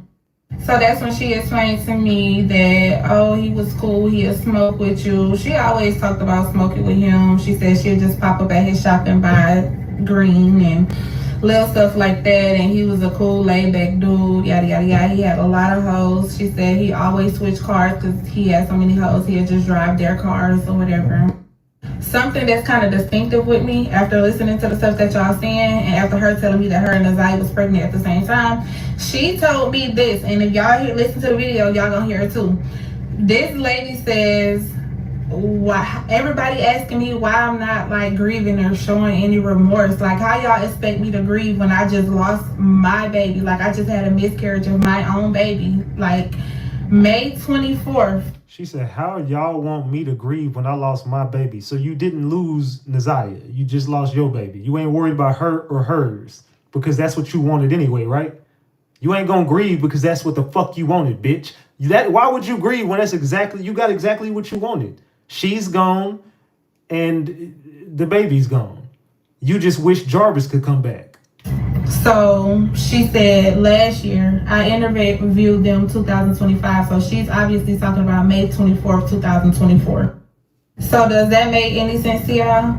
Like, she said, listen to the clip. She's like, I just lost my baby last year. How do y'all expect me to grieve about Naziah? So if she said she lost her baby May 24th, 2024, does that make sense? Like, does the time add up for Naziah to have, like, do y'all get what I'm saying? And then I asked her, like, what was their freedom like? Did they, like, basically you just let her run the streets? You not in contact with her friends, parents, like, you know? And she was like, well, basically throughout the week, I'm all about homework, and once the weekends come, they can do whatever they want to do. Whoa, wait, I'm tripping. She said she lost her baby May 4th, 2024. Okay? So she like, everybody asking me why, or like why I'm not grieving. And I'm like, how do you expect me to grieve when I lost my baby May 4th of last year? So last year from this year would be in 2024. And she was like, basically like, I'm just trying to see if that timing is timing. Do y'all get what I'm saying? Y'all get what I'm saying? Like, I'll explain it. So I also asked her like, so y'all not gonna do like a funeral, memorial, homegoing, nothing, no service in reference to Naziah? And she said her mom, which is the grandmother, is not doing anything until she get a death certificate. You know, basically saying that she's unalive. So, as y'all can see, literally every question that I asked the twins, my best friend answered it.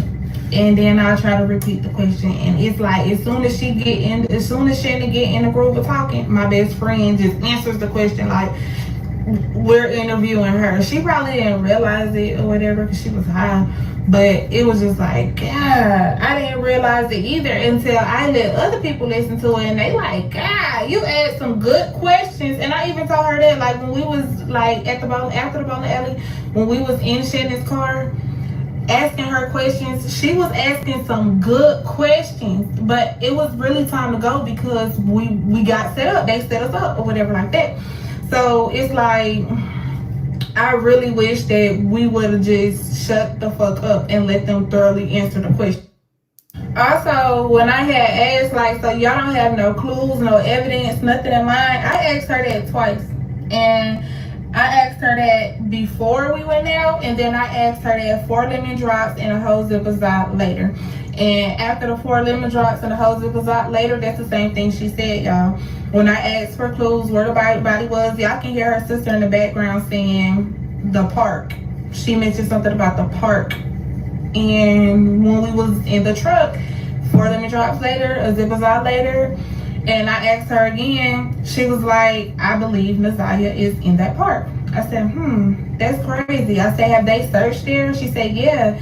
They had a search team and the different people in different neighborhoods came out. They were searching the park, but I'm pretty sure 9 times out of 10, that's where Naziah will be because that's where she hung out at. So I'm just thinking, like, first of all, I asked you, did you think Jarvis did it? You like, nah. But the evidence they got, you just nod your head. Like, with the evidence they got, so who do you think would have did it? She did it. That's who did it. Shannon did it. And I believe that Jarvis is essentially the fall guy. I don't think he's a good dude. I think that fuck this motherfucker and he deserves to go to jail for the rest of his life, and rightfully he will.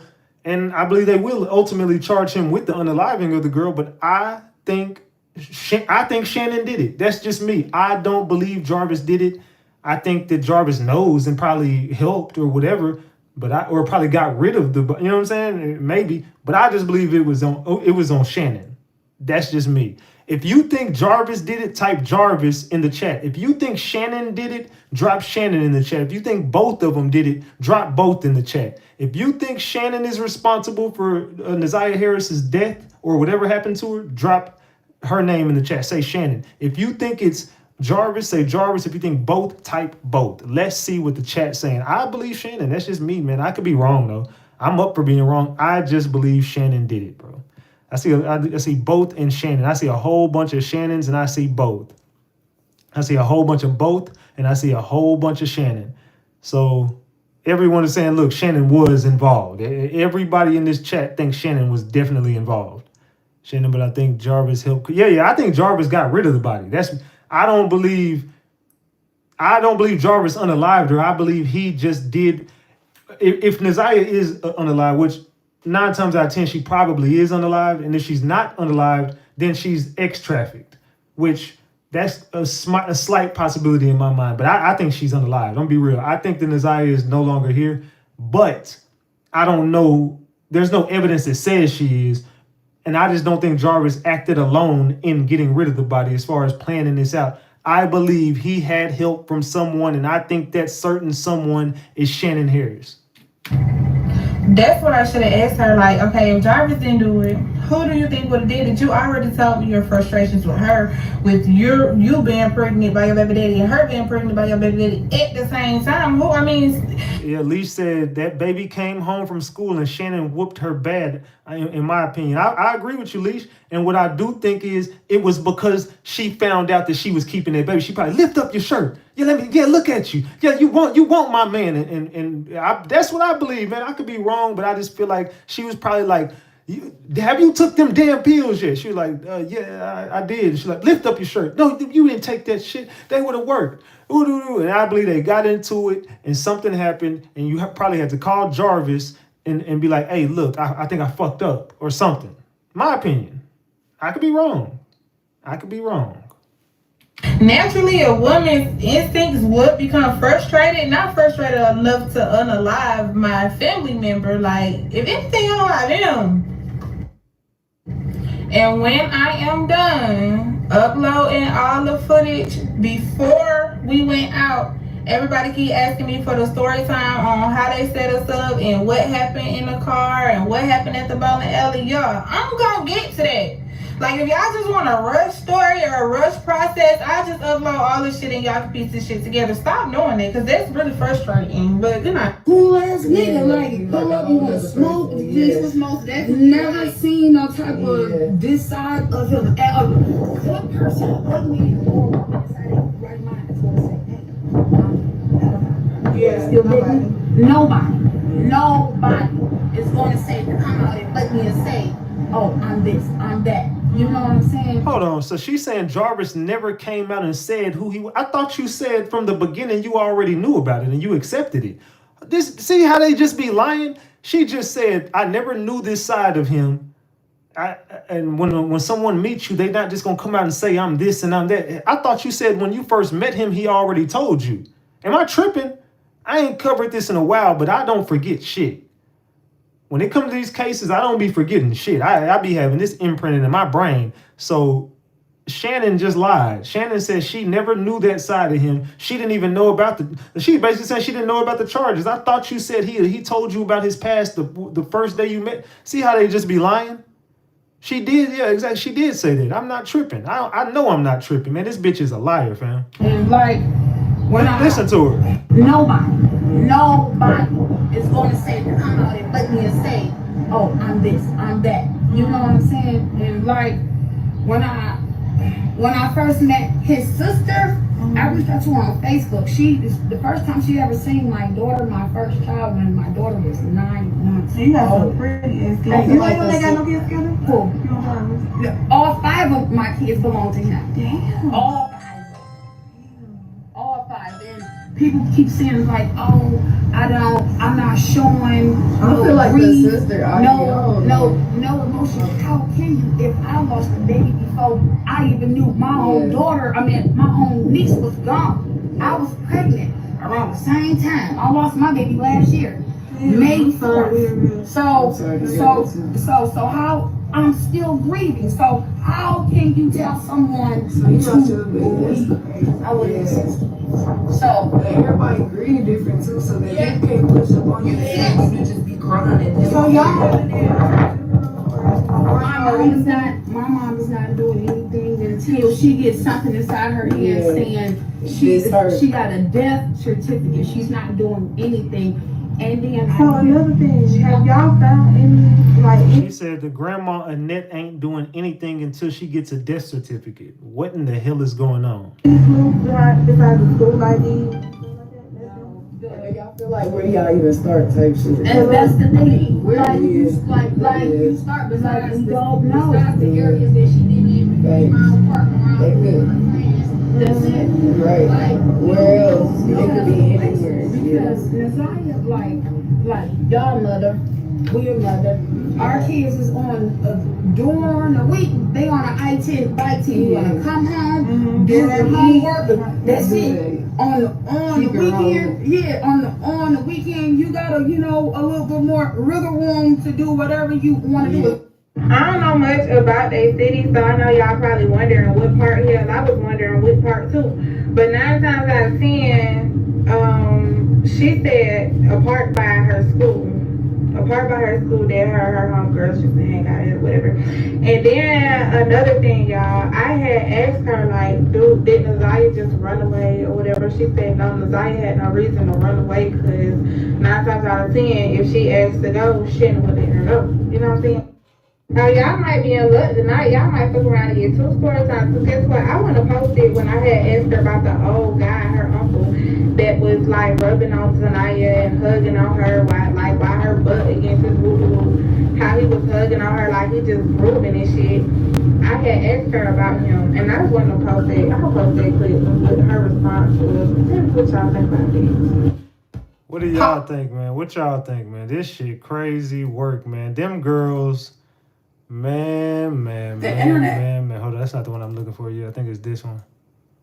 The internet is so... Hold on, I got that twice. Why did I download that twice? Naziah Harris is a... Okay, hold on.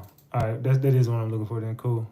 The internet is so gullible, and I will come back and say that I was wrong if it comes out that this is right, but y'all really think that Naziah Harris is alive right now? And if she is alive, do you think she will be answering the phone for random strangers and answering questions? I'm pretty sure that she was coached, she was talked to, she was told what to say, if she's even able to answer the phone. And y'all just eating this shit up right now. So if y'all haven't heard, it's this guy on here that said that during the trial, they had showed Jarvis Butts' phone records, which is public records. You can go look it up. And on his records, it was a number that he was calling over and over and over again, and they said it was Naziah Harris's number. So a random guy said that he decided to get that number and call the number, and when he called the number, a child that sounds exactly like Naziah Harris answered the phone, and he was able to ask her a series of questions that she was answering. So basically, she like, when the last time you talked to Jarvis? And she's like, today. And he like, how you talk to him today? And she like, from jail. So he's asking her about Naziah Harris and the hotel that he last called her from. And she's like, I don't know. You know, that don't ring a bell. I don't know what you're talking about. So he like, you completely oblivious to Naziah Harris. She like, yeah, I seen it online and on the news, but I don't know her. So he like, well, how old are you? And she like, 34. And you can clearly tell that it's a little girl on the phone. But one, if he's calling her from jail, a girl that sounds exactly like Naziah, those phone calls are recorded and I'm pretty sure investigated and listened to thoroughly. Very thoroughly. Number two, again, like I said in the beginning, why would she just be answering questions from this strange man that's calling her phone, asking her questions? Like, and why would she take the same phone that she had in Detroit to LA? I'm confused a little bit. Not only that, he talking about get him to 1,000 followers on YouTube, and he'll drop the 20-minute audio of no way in the world that I'm going to be going to jail for unaliving versus going to jail for rape. If she's alive, why would Jarvis be going through this whole court case hoping and praying that he gets acquitted? I'm trying to figure out, like, if she's alive, why not just tell him where she at? Why not just say she's alive? Why not just say she's doing fine? Like, we already know you, like little girl. We already know what it is with you. Like, you gonna go down for unaliving charges? That makes no sense to me. But if it comes out that it's her, and yeah, she's really alive, then shit, I'll say it. But y'all need to stop being gullible. Y'all just always like to be in something and always like, I don't know. Y'all like breaking news for some reason. How can y'all let this random ass strange man come on here and say, I talked to Naziah? I don't know, man. That's about the audio. He says now he don't think it's Naziah, but you know, initially he was saying this could have been Naziah. This, I don't know, bro. Something about this damn case, it just makes me, I don't know, fam. The internet is so gullible. Hold on, my bad. Yeah, I don't know why I got that twice, but oh well. Let's continue. Naziah Harris is alive. This is what a content creator is saying. Let's listen to this daggone voice recording of him allegedly being on the phone with Naziah, even though the girl is saying that she is 34 years old. The voices are very similar. Let's listen to this right now, y'all. When the last time you spoke to Jarvis? Today. How? He called me from jail. Okay. How old are you? 34. You 34 years old? Yeah. Okay. Because at the time whenever he made those phone calls to you, he was at a motel, Park Crest Inn. Are you familiar with that? No. You're not familiar with it whatsoever? No. Okay. So you is completely oblivious to who Naziah Harris is? I saw it on the news and on the internet. And that's about it? Yeah. Okay, y'all. Part 2. I got the pins ready and jumbo. I don't waste all that time. So, I don't care how uneven cut. You know, Al is very strong out here in this daggone internet world. You can easily take somebody's voice and make it as if it's that same person, okay? Like, it's been done many a times. So I don't know. Let me know in the comments what y'all think. Do y'all think this is Naziah? Or do y'all believe that it could be like Chat GPT or an Al voice where he took it from her video when she was talking? Because there is a video that is compared. You know, it shows her voice, like Naziah when she was making them jeans or whatever. She took some jeans and turned them into shorts. That's the one they compared to this actual audio. So it could just be, like I said, a clout chasing thing or whatever, because this person just came out of nowhere, has no followers, which is why he's trying to get followers on freaking YT. He don't have no followers here either on TikTok. Literally like 600 and something when I last checked. So just let me know what y'all think in the comments. Make sure y'all put in the comments if y'all watch this whole video through. Stop the clout chasing. Salute to her. That's my homie right there. She cool people too. I chop it up where she cool people, man. But yeah, I don't know, man. There's a lot of craziness going on in the atmosphere. It's a lot of people that possibly are tied into some shit in some way. Look, I don't know who's tied into what. I don't know what's really going on. Only thing I know is just keep your eyes open, man, because you just never know. Just keep your eyes open, man. You just never fucking know. But I ain't gonna lie, that video he made pissed a lot of people off. I ain't gonna lie. He definitely pissed a lot of people off with that damn video. Naziah Harris is alive, and there's a voice recording from recently from some guy named Chosen. Now, I just went on his daggone page because I was sent his page by so many freaking people. Like, my DM was blowing up. I was even tagged on a video where someone else posted him. Okay? Y'all know I don't play about Naziah Harris. Y'all know I don't play about the other girls, too, that basically I have done freaking stories on to bring awareness, that I have literally spent nights after nights being up, trying to figure out what's going on with these young girls and just bringing awareness on trying to find them. But y'all should already know, one person I do not play about, y'all, is Naziah Harris. Now, I went to this man's page, okay? Chosen or whatever the hell, something like that. And all through the comments, people are commenting and he basically telling them to go to YouTube so he can release the 20-minute voice call or whatever of supposedly, allegedly, it being Naziah Harris that he was talking to. But the girl basically is trying to say she's 34 years old. But he believed that the voice is very similar to Naziah Harris. And I must say, the voice do sound like her. And I can't sit here and fake. But when I went through his comments and he's telling people basically go to my YouTube so I can release the 20-minute voice call, get me to 1,000 followers, y'all know I don't play with that clout shit, especially when it comes to Naziah Harris or any of these girls that freaking had something done to them. That clout stuff, please don't play with me. If people are going to go to your YouTube, allow them to go to their YouTube on their own. Don't use Naziah Harris for that. And Chosen, whoever you are, do it the right way. If you want to bring awareness to any of these girls, do it the right way. Be their voice. People will automatically go to your YT if they feel like that's what they want to do. You don't have to put that through all the comments from people when somebody's writing on your daggone comments, because it seems very much like you are clout chasing. And please don't play with me when it comes to Naziah Harris, because y'all know how I gets down and how this will go.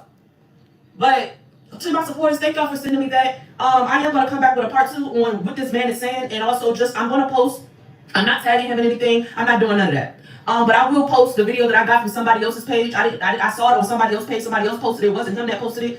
But it is his video. But I will make sure that I do a part 2, so stay tuned. Man. She was pissed off too. I'm about to ask her about that. She mad than the motherfucker about that. So the Naziah Harris situation is still a trend?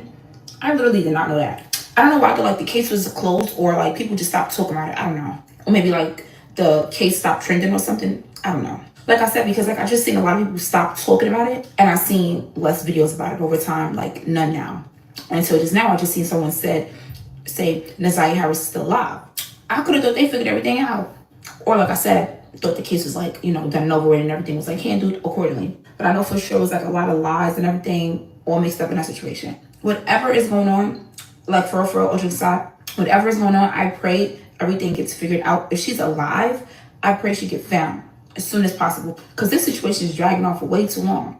And whatever is being hidden throughout this case to like prolong it, or like they still trying to find out like what really happened, she alive or not, where her body is, whatever it is, I pray it get figured out. Because I can't imagine being a part of her family and like as a concerned, like I'm not talking about the individuals that's involved or that's being like detained due to the situation, or I'm not talking about the people that's probably raising suspicion, you know, like they have something to do with it, like or her being missing and everything. If I was an innocent family member filled with love and compassion, and you know, I would be really, really, really concerned.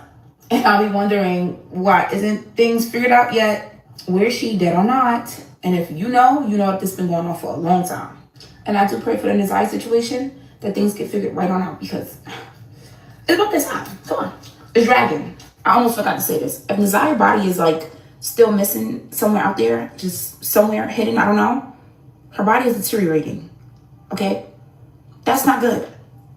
I wonder if she would even be recognizable. If she is alive, I will hope that she's okay and I will hope that she is safe, but we don't know. This is literally crazy. Do you guys think Nazia Harris is unalived or is she alive? Tell me in the chat. Just type unalive or type alive. What do y'all think in the chat, man? After everything that we've been looking at, researching, talking about, that you've come up with, that you've seen me come up with, what do you determine at the end of the day? Is she alive or unalive? I see unalive. I see alive. I see alive. She's unalive. I said we will never know the truth. Unalive, unalive, alive, unalive. Come on, y'all. Say it in the chat. Everybody participate. Alive, unalive, unalive, unalive, alive, unalive, unalive, unalive, unalive. She gone, bro. I believe so too. Unfortunately, unalive, unalive, unalive. Okay, a lot of people don't think Nazia is here no more. A few people got hope, but there's just too many things that just make me believe that she's not here. It's too many things that make me think she's not here. Testimony we didn't get to hear. I cannot say the minor's name for legal reasons. Can you tell me how old you are? I'm 13 years old now. And do you know the reason you're here today? I got essayed by Jarvis, my mom's ex-boyfriend. I was 4. And tell me, where were you at when this happened? I was at home. After him and my mom just got done doing whatever they was doing, he called me in the room and he told me to take off my clothes. And I took them off. And he told me to sit on the bed. And I sat on the bed. And he started taking off his clothes. What room did he call you into? My mom's bedroom. Well, what happened once he takes his clothes off? He sits down next to me. And what happens when his hand is touching the top of your thigh? It trails up to here. He rubs it. Rubs it? Okay. Yes. Okay, and what happens when he's rubbing your chest? I don't remember. Okay. Does any other part of his body touch your body? His legs touch my legs. He touched my private part while I used the bathroom with. My mom came out of the room, and then he told me to come in the room. He was still in the room, but he called out to me to come in the room. So your mom came out? Mm-hmm. Where'd your mom go? She sat on the couch. Is what happened to you, is that something that you like to remember? She said, no. Okay, why do you call him JR? She said, because I don't feel comfortable saying his real name. Let's listen to that one more time. Testimony we didn't get to hear. I cannot say the minor's name for legal reasons. Can you tell me how old you are? I'm 13 years old now. And do you know the reason you're here today? I got essayed by Jarvis, my mom's ex-boyfriend. I was 4. And tell me, where were you at when this happened? I was at home. After him and my mom just got done doing whatever they was doing, he called me in the room and he told me to take off my clothes.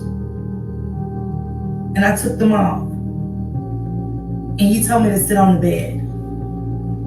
And I sat on the bed. And he started taking off his clothes. What room did he call you into? My mom's bedroom. Well, what happened once he takes his clothes off? He sits down next to me. And what happens when his hand is touching the top of your thigh? It trails up to here. He rubs it. Rubs it, okay. Yes. Okay, and what happens when he's rubbing your chest? I don't remember. Okay. Does any other part of his body touch your body? His legs touch my legs. He touched my private part where I use the bathroom with. My mom came out of the room, and then he told me to come in the room. He was still in the room, but he called out to me to come in the room.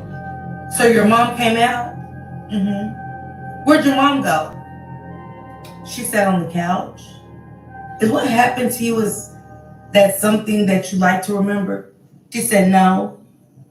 Okay, why do you call him JR? She said, because I don't feel comfortable saying his real name. Man.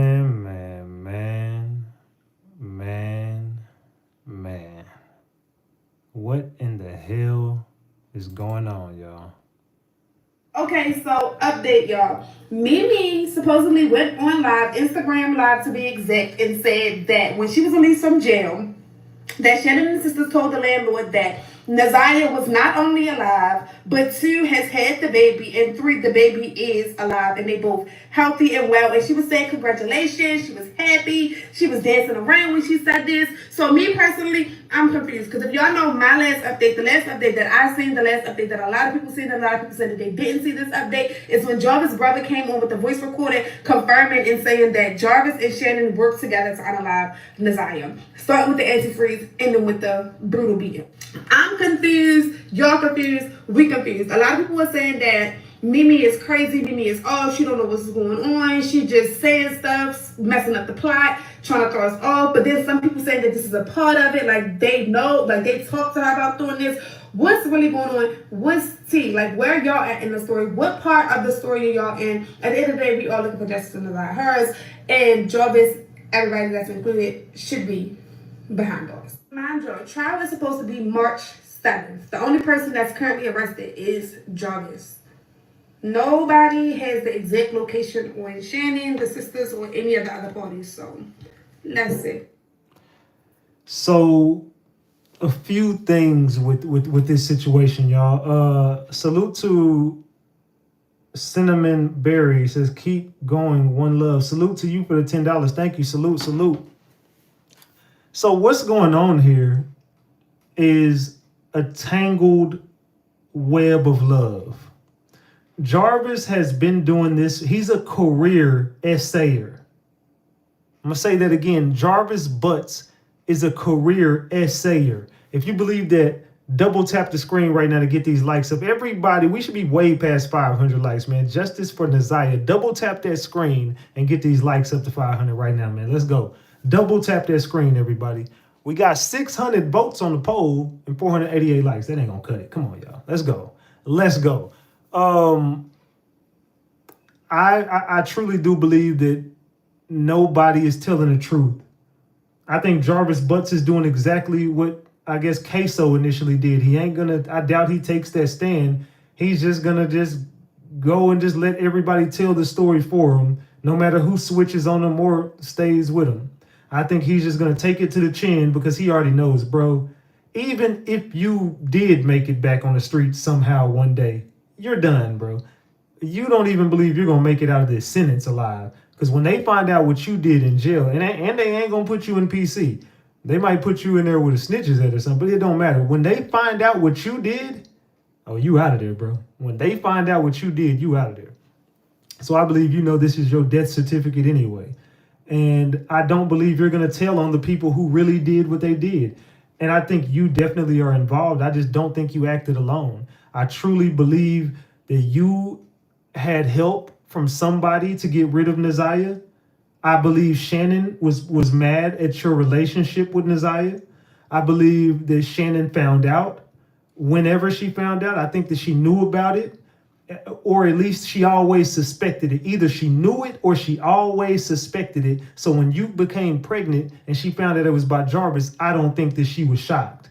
I think she was just pissed that this dude got you pregnant, and she was like, you're getting rid of that fucking baby. That's why instead of her mama being around saying shit, it was always you. You was the one mad about this. You was the one buying her pads. You was one, let me check your underwear. Let me check this. Let me check your pads. Let me check this. Because she said she came on her whoop-de-whoop, and you're saying that you don't know nobody who's pregnant who has came on a whoop-de-whoop. So you just felt like she was lying, so you started going through her stuff. And when she came home from school, I believe you questioned her again. I think you kept questioning that little girl, because you admitted y'all got into it. You admitted it. So you knew she was pregnant. You knew it was by Jarvis, because when that girl asked you, oh, so did you go to get an abortion? And you was like, oh, no, I didn't want to go get a real abortion. And notice she said, I didn't want to get a real abortion. What do you mean a real abortion? I mean, so because the paperwork came back, and the paperwork states Jarvis was looking up home remedies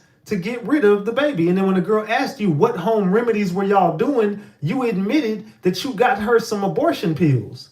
How you got those illegal pills, I don't know. But you got her some abortion pills to abort it. And you said it was 2 to take in the mouth and 2 to take in a whoop-de-whoop. And you said she allegedly did it, but you wanted to know if she did it. So you started getting her pads and her whoop-de-whoop because you expected her to bleed out. And notice she said bleed out. So is that what happened? Did she bleed out and you gave her them pills or something, and it just went bad when you gave her them pills? I don't know. Look, but you said the word bleed out. You said, so you gave her pads because she was supposed to bleed out, but you started checking the whoop-de-whoops and it didn't have no whoop-de-whoop in it. I'm trying to say code words because I ain't trying to, you know what I'm saying, get my channel hit. So I'm just saying, it was supposed to be some drip drops coming out of some red substance coming out of her, and it never was, and you questioned it. So I believe if she didn't take those pills, which she probably threw away and never took because she wanted to keep that baby, I believe you got mad, and I believe you got hostile, and I think you went too far, and I think you whooped Nazia's ass. That's just me. I could be wrong, but I believe that you are responsible for Nazia's death, and I think Jarvis was used as a cover-up, but he's already guilty because he put you in that position anyway because he was doing the whoop-de-whoop with Nazia. Am I right? Am I close? What do y'all think? I don't know. What do y'all agree with me or disagree? And I ain't tripping if anybody disagrees. It's all good. I don't know if I'm right or not. I'm just saying I might be wrong. What do y'all think? They say right on, yes, facts, you got it. Let's see. They say it's a thing now that baby didn't want to take. Yeah, she didn't want to take that. She didn't want to take them damn pills. They say, yep, she crashed out. You're not wrong at all. She hit that girl over the head. Agree. I agree, King. They say 1,000% facts. 100. I think she hit her over the head with something. I think that she found out that girl didn't take them pills and it was already getting to be too late. But I think once she found out that now it is too late because you looked at her stomach and seen she's showing and she had a big stomach, I think you went upside that little girl's head. That's just what I think. I think as soon as she came home from school and you probably charged her ass up because you was taking the lead on this. It sounds like you was taking the lead on this, and you didn't want everybody to find out because you said you didn't take her to go get the abortion because you didn't want to raise eyebrows. So why would you not want to raise eyebrows when it was a mistake your child made, allegedly, or your niece? If somebody was in this room, I don't know how y'all would react. I'm just saying, if your niece was 13 and came to you and said that she was whoop-de-whooping, I mean, I'm pretty sure you would ask by who, and at that point, if you did find out it was by a kid, you would take, you know what I'm saying? Hey, let's contact these parents and we're going to get this abortion, or whatever y'all decide. Maybe you decide we're going to contact the parents and see what they want to do and we keep it. Or you're going to say it was a grown man. I'm calling the fucking police. Because you should have asked the question. You're trying to have an abortion before you know who the dad is? That don't make sense. Who's the whose kid is this? You should have wanted to get to the bottom. That should be fuck this, getting rid of it right now. We need to figure out what the fuck you was doing because you're 13. What the hell you got going on? Because I need to go knock on some motherfucking doors. That's me. If my 13-year-old daughter or niece or something come to me and like, I'm pregnant. Oh, hold on. You're what? By who? Give me that. Give me your phone, tablet, passwords to everything. Give me this shit now. I'm fixing to, we getting in the car now and you finna take me to whoever the fuck did this to you. We finna figure this out today. So we gotta talk to some parents or we gotta call the police. Something finna happen because you're 13 years old. There's no way you should, you know what I'm saying, should be in this. So we finna figure out something went wrong here and we finna get to the bottom of it. I need that phone. Unlock it now or I'm calling the police. Yeah, that's my reaction. They say you don't know how you react till you get into something. I'm telling you straight up, that's my reaction. We're going to take care of this now. I ain't talking about getting rid of it. We finna get rid of somebody. Something finna happen because ain't no way in hell you should be pregnant right now. We finna get to the bottom of this right now. I'm finna go knock on some doors. So get in the fucking car and unlock that damn phone. We going somewhere right now. We finna figure this out. We either going to the person's house or we going to the police station. Which one we doing? That's me. How would y'all react if that was your niece? If your niece came to you, 13 years old, telling you they're having a baby, what is the first thing you're gonna say to them? Everybody in the chat, give me, if your 13-year-old niece came to you and told you they're pregnant, what is the first thing that you're going to say to them? She knew it was Jarvis, that's why she didn't want to tell. Exactly, because she knew Jarvis was going to get in trouble. Telling me, I don't want to be questioned. You don't want to be questioned because you knew that he was going to jail. You didn't want to lose Jarvis, so you rather lose Naziah. But it backfired. You lost them both. But I don't think you give a fuck about Naziah, because like you said, why would I be grieving when I lost my baby too? It wasn't just Naziah. I can't grieve for Naziah because I lost my baby too, right at the same time. So you didn't give a damn anyway. They said, who the baby daddy? They said, jealous of her own niece, damn shame. They say, by who? By who? Who is the daddy? By who? By who? Yeah, they said the same thing. By who? Exactly. Everybody in this chat will be wondering who the fuck, you know what I'm saying, did this and what is going on, because and where did this happen? And I got a lot of questions. Man, I don't know I probably overreact, man. What in the hell? Like, hell nah. We fixing to go over there now. What y'all think? The prosecutor asked Brooklyn, who was Naziah's cousin, who do you see? She goes to say, everybody. The next question was, yes, you see everybody. Do you see the person that you know as Jarvis Butts? She says no. She said, okay, all right, how is it that you know Jarvis Butts? She goes to say, Brooklyn says, I know Jarvis Butts because of my cousin, Naziah Harris. Now, the reason for Brooklyn not being able to identify Jarvis in the courtroom was because Jarvis was one of the ones that had kept his mask on when they asked everyone to remove their masks. He wanted to basically act like he ain't hear nobody. The prosecutor continues. She goes to ask her, she said, in Brooklyn, I want to show you a photo real quick. It's been marked as People's Exhibit 9, okay? So Miss Ripley goes to say, may I approach the judge? The court goes and says yes. Brooklyn, do you recognize this person in the photo? You're shaking your head up and down. Is that a yes? Yes. This is what Brooklyn, Naziah's cousin, says. And who is that you recognize? Jarvis. This is what Brooklyn goes to say. The prosecutor says, okay, thanks. So you said that you know Jarvis through your cousin Naziah. She shook her head yes. She said no verbal response. She said, is that a yes? She said yes. Okay. How is it that you know him through Naziah? Because my auntie. She said, your aunt? Huh? Your aunt? Who is your aunt? Naziah's cousin goes to say, Shannon. Your aunt Shannon? Okay, and tell me what? You said that you're here because Jarvis Butt put his hands on you? Naziah's cousin says, no, he tried to have SCX with me. Okay, tell me about that. Stay tuned for part 2, y'all. Man. So this dude Jarvis, he liked them young. I mean, this dude obviously we know about the 4-year-old and he was in trouble for that. And that person might have been the 4-year-old that came out. If not, there's another 4-year-old. Look, this is sick. How many children have you affected, bro? Like, what the hell you got going on, bro? In that head of yours, fam? Like, I'm not going to say what you deserve, but to know that there's multiple 4-year-olds who have been in your presence and you've done some unthinkable things, That's messed up, man. And then there's another 12-year-old that you just got you just got this in your big hearing. They just said there's a 12-year-old who's coming out saying that she was essayed by you. You know, back in 2013, she was 12 years old and was essayed by you. And this is now you're about to get locked up for this too. You're getting life, bro. You're never coming home. So now there's a new 12-year-old. This is what happened. In case you missed it, Jarvis had court today, and in Jarvis court date, they said there is a 12-year-old girl in 2013 that he essayed, and now he has new charges for essaying.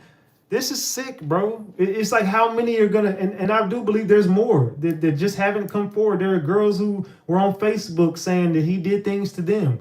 So this is something that we got to get to the bottom of. Like, how many people did Jarvis Butts affect? Like, how many children, bro?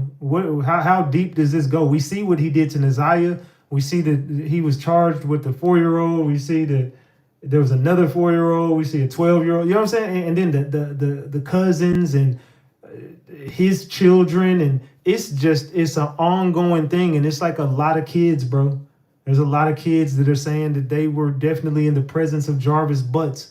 And he did things, and it's not things that he should have did. You know what I'm saying? He didn't take care of no kids. He wanted to make kids with kids, and allegedly he was with. How old was Shannon when he got with her? Does anybody in the chat? I can't remember off the top of my head. How old was he when he got with Shannon? Wasn't she young too? If I'm not mistaken, wasn't Shannon young when he got with her? Let me see if anybody remember in the chat. They say a lot of R. Kelly's. I think once they see his face in court without a mask on his face, it's up. More will come forward. They said 13. Oh, 6. I see 13. I see 16. They said 16. So she wasn't of age. She said she was 16. Someone said she was 19. I don't know how old she was, but I thought that she was younger. If I'm not mistaken, I thought that Jarvis dated Shannon when she was young. Am I wrong? I see 15, 16, 19, 16, 13. So we all got different answers. I thought she was around 16, 17, if I wasn't mistaken. I thought she was young. I don't think that she was of age. So what are y'all initial thoughts, man? Do y'all think that Jarvis Butts, do y'all think he can make it out of this shit? Does anybody actually think that he can beat that case? And that's not what I'm looking for. So does anybody actually think that Jarvis Butts can really beat the case? Anybody in here think Jarvis Butts could beat the case? Because this is the last thing that came out with the other dude. Do you believe that Naziah Harris is still alive? Oh, no. Some people say you sound just like her. Sound just like her? Yeah.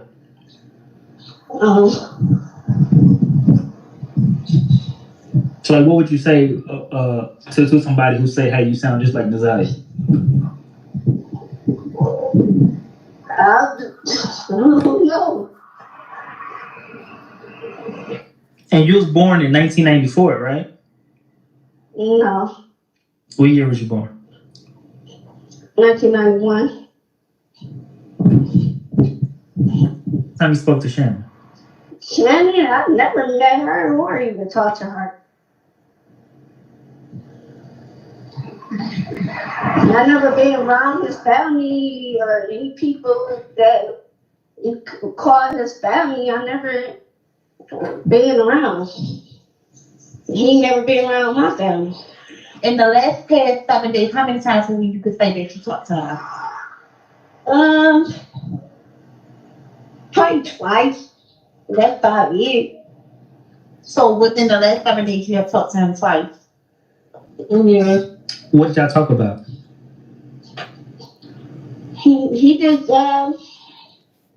Salute to Relevant Love says, thank you for continuing to report what is important in this community. RIP Naziah, save the children. Thank you for the 20-piece Relevant Love. I appreciate you. You know I always got y'all. Salute.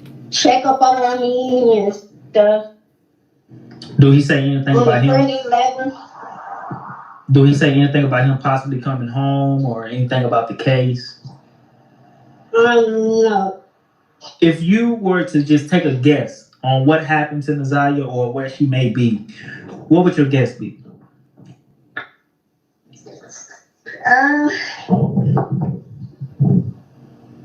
I really don't know, and that's what I'm trying to figure out, like where she could be. So I don't know, man. What y'all think about that recording? He says that was the girl who was in the reports. Now, one thing I do want to know is if he was at this girl's house and his phone pinged there for hours, why did she not take the stand, and why is she not being questioned about, you know what I'm saying, what she knows? That's something I want to know. It said, hold on, somebody just sent me something. It says the person whose video you're playing now interviewed the same girl before that guy did. That girl was saying the same stuff. It was about 2 months ago. I don't think it's Naziah. I don't know. The girl might be clout chasing. I don't know. This shit weird, dog. This shit is all weird. I don't know what it is, but it's loose. Y'all let me know in the chat. What do y'all think about the Naziah Harris story? How does it end? Do you think Naziah will ever be found? Let me know in the chat. Do y'all think Naziah Harris will ever be found? Yes or no? Drop me a yes, drop me a no. Do y'all feel like Naziah Harris will ever be found? The girl went in the detail. Okay. Salute. All right, it says, they said no, Naziah Harris will never be found. They said call the number. They said nope. Call what number? They said pieces of her. Unfortunately, no, maybe. What's the number? I don't know. I don't know the number you're talking about. You gotta send it to me. I don't know what number you're talking about. They said yes, she will. They said at this point in time, no. They said it's summertime. If she didn't turn up by now, I'm doubtful. Say least he obviously didn't. Yeah, I don't know that she's ever gonna be found. Katrina says she will be found. It might come up in the trial. They said they had a lot of new witnesses. I also heard there's supposed to be evidence coming up in this case that she has passed away. Someone said they're going to bring up evidence in this case that she has passed away. Sad to say, but nah, I do believe they're good. I mean, they have said she's passed away, but I don't know what evidence they have that corroborates that. I don't know. They say Lake Erie in Detroit. I'm just saying. Okay, so somebody might got to check that lake. Or I think that she possibly didn't make it back from when they took that little road trip. Asia, I don't know. I don't think this, when they went out of town and made that trip, maybe him and his homeboy got rid of her. There's no evidence that really says she actually came back. We don't got nothing. Maybe she did, but I haven't seen nothing that makes me think that she even made it back from that trip. They could have did something to her along the way of coming back from there because they had to be back by 9. Maybe something happened to her before 9 o'clock. What do y'all think? Do y'all think that she made it back from out of town? What is it? I don't even remember. I know I couldn't pronounce the damn place. Y'all know what the damn place called. I'm talking about that him and his co-worker or business partner took her to, and they went to drop their car off. They said she was saying on video at the motel. They say exactly. So I don't know that she ever made it back from there, man. I don't know. We could all be wrong, man. We could all be wrong. So the Naziah Harris story continues to take turn after turn after turn. And there's another story that I want to talk about. And that story is Julian Brown. Has anyone heard of the Julian Brown story? Drop the gems if you've heard of the Julian Brown story. Drop the if you have not heard of this story, drop the eyeballs. Has anyone heard of this weird ass story? This guy went missing for like 2 weeks and now he pops back up. And I'm gonna be real, man. AI is just so. This video gave me AI vibes. I'm gonna be real. I don't know why. But when I initially saw this video, I got AI vibes. This is a dude who went missing. So he went missing for like 2 weeks. Now they're saying he's safe and sound. And he invented this fuel that it doesn't take, he basically is trying to beat the gas companies and show you how to make fuel just using a few ingredients at home. And he has like this land out there that he's doing this on, and they said that they found him and been threatening him. He's been on the run. He disappeared for like 2 weeks. They say he's been with his mom. I don't know. Yeah, that's what they say. But you would think that everybody knows where his mom is. That if you was on the run, the first place everyone goes to look for you is your mom. I mean, you know what I'm saying? Like when you break out of jail, the first person, if they were like, hold on, where's his mama? To go to his mama crib. That's the first place everybody looks for you is at your mom's house. So I don't know how safe you are at home with mom. If that's so, it's giving me. I don't know the real truth of this story. Something is weird about this damn story. So I don't know. They say he got in a car accident. I don't know what's going on, but we finna find out. Let's watch this. Hey, Mom, tell those hackers I'm back. You better not say that, boy. Oh. Hey, guys. See, they rehearsed it. So this is just weird. This is some weird, I don't know. The background look, everything just look AI in this video. I am here with Nature Jab. I'm Nia Brown, and I want to extend warm greetings to you on behalf of my husband and our entire family. We are so very thankful for you, and I want to speak to you from my heart as a mother. Thank you abundantly for the outpouring of support and concern that you had for our son. And I say our son because I know to the world he is Nature Jab, but to me, he's my son. He's Julian Alexander. And you are an amazing tribe of supporters. When you thought he was missing, the support that you gave was just phenomenal. It really blew my mind. But because we saw without any doubt, you made it abundantly clear that Julian is important to you. As a family, we think it's important that you understand what happened. First of all, Julian was never missing.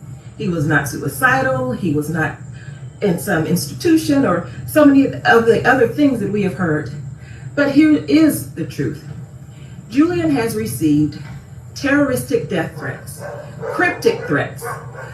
He has received hacking in ways that have just been incredibly insane. What do you guys think about this? Tell me in the chat, what do y'all think about this story, man? It's really weird, right? Tell me what y'all think about this. People who are obsessed with him, who hate him, who ultimately want to distract him from his purpose and his mission and to destroy him. But I tell you what, when we consulted his cybersecurity team and our team of advisors for security, they all gave him the same advice. Stand down, lay low, and do not post anything to any platform at all.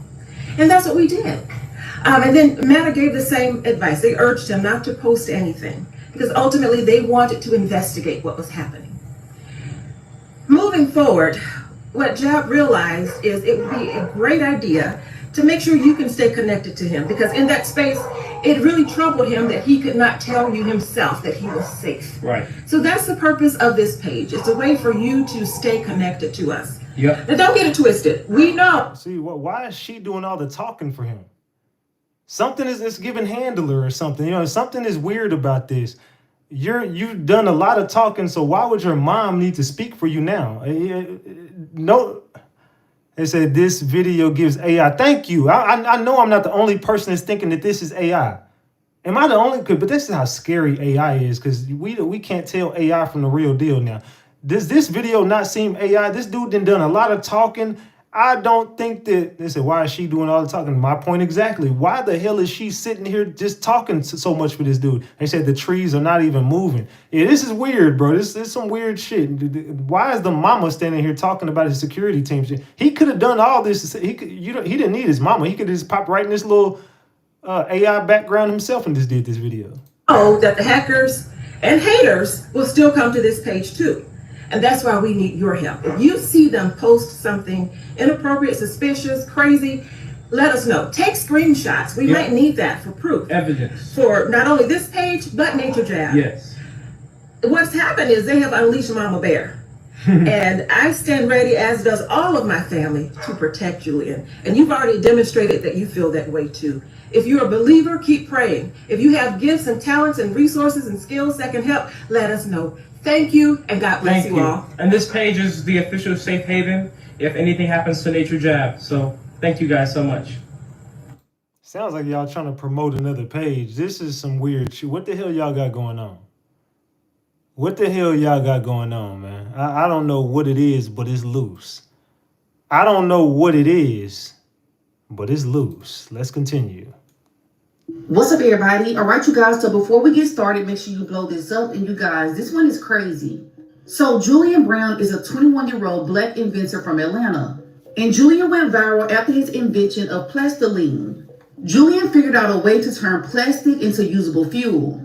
Now, after making videos showing people how to turn plastic into gasoline, diesel, and other fuels, Julian gained over 1 million followers across all of his platforms, and he got a lot of people that wanted to go on this journey with him. But on July 9th, Julian would take to his social media to post a very alarming video that will worry his fans. All right, listen, everybody. I can't go into too much detail, but there is some very, very odd stuff going on. I'm certainly under attack. Get him. Salute for that Baby Ratchet membership. Salute. Right now from in many different ways, and I just want everybody to know to just kind of have your eyes open, and I have my eyes open, but there's a lot going on. So I'm still working, I'm still building. Nothing's gonna stop that. But I'm just telling you guys right now, be on the lookout because I'm under attack. Now, since making that post, Julian has went dark. There is no movement on any of his social medias, and this is a person who posts on social media daily. Now, leading up to that video, there were other alarming videos that Julian posted. And he also talked about people following him and seeing black helicopters around where he was. I know that I'm not gonna live long. And that's why I put every day, every hour, every minute into building, into growing. Now, there is another person that makes appearances in Julian's videos by the name of Joe. And a few days after Julian went missing, Joe actually took to his Instagram to say this. Take to the internet and let y'all know what's really happening, man. I think people are coming after both of us. We have done nothing wrong, but they don't care. And just figured I'd tell everybody what's actually happening. Watch your six. If you have any pertinent information, please send it on. Now, Joe went on to say that although he was in communication with Julian, that communication has now stopped, and he hasn't heard from Julian as well. Now, y'all, let me tell you why this is so scary. You have a black 21-year-old that is extremely talented and smart, and he has come up with a way in order to turn plastic into usable fuel. Big companies are going to try to come at him, or they're going to try to act like they're in partnership with him, and they're going to try to tear him down. And I'm thinking that this is what's happening. This is an extremely dangerous thing, y'all. Do you know how much money the fuel industry makes as a whole? And the fact that he's figuring out ways to get around all of this big industry stuff, they are going to try to attack this man. Y'all, I 100% believe that helicopters are flying around where he's at. I do feel like him and Joe are getting hacked. I don't think they're just talking. Now, what's scary to me is the fact that he's missing. Either Julian is missing on his own accord because he doesn't want to be in the spotlight right now because of everything that's going on, or y'all, there could be some very bad people involved in this situation. Now, regardless of the fact, police need to get involved to make sure that Julian is safe. Now, Julian, if you're out there, please let somebody know that you're okay. And y'all, comment below and let me know your thoughts on this crazy situation. And then he pops back out with that video, right? That's weird. And he pops, but he doesn't even talk in the whole video. He just lets his mom do all the talking for him. So that's what I found weird about it, that he definitely just sat there and let his mom do all the talking for him. So I don't know how I felt about that. It was very weird.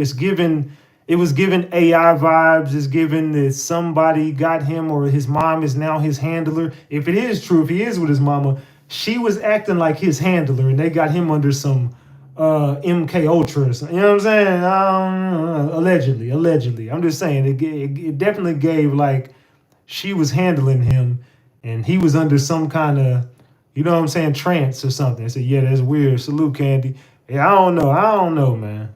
I don't know. It's loose. Hey, somebody tell those hackers, he vuelto, perras. I'm back, bitches. And don't ever think I'm gonna go down without a fight. Ladies and gentlemen, and everyone in between, he is back. He is alive. He's doing great.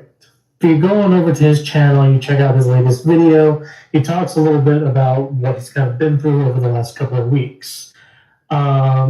I think some of you probably got it right. He was being hacked and doxxed, and he had his personal information leaked. So he felt it was better for himself and his loved ones if he sort of stepped away for a little bit there. As far as I know, nothing overtly malicious happened to him that I'm aware of. But he seems like he's in good spirits. He's in good spirits. He's doing great. He seems to be his happy-go-lucky self. I'm just glad that he's back. Everything's fine. Hopefully, thoughts and prayers for him and his family. Do y'all believe he's okay? Let me know in the chat. Do you think Julian Brown is okay, or do you think something happened to him? Let me know in the chat. He says he's okay. He's back home with mom. Do y'all think he's okay, or do you feel like something happened to him? Let me know in the chat. What do y'all think? Is Julian Brown okay? I have 3 days to make 5 gallons of my plastiline, gasoline alternative made from plastic waste. This is not your average missing person story. 21-year-old Julian Brown was a self-taught genius from Atlanta. No college, no lab, just welding skills and YouTube tutorials. He created a real-life machine called Plastiline, one that turns trash plastic into gasoline. Not dreams, gasoline. People called him the next Elon Musk. The government, silent. But on July 9th, 2025, Julian posted a chilling video. He claimed he was being watched, that helicopters were following him. He said people were threatening him, and then he vanished. No posts, no messages, nothing. His 1.8 million followers panicked. Some said Big Oil silenced him. Others thought it was all a stunt. Then, his mom came forward. He's safe, she said, but offered no details, no location, no update. And police said he was never even reported missing. Meanwhile, his fundraiser to build the machine skyrocketed, from 18K to nearly 40K overnight. Was he hiding, running, or being kept quiet? One thing's for sure. Inventing fuel from trash might be more dangerous than it sounds.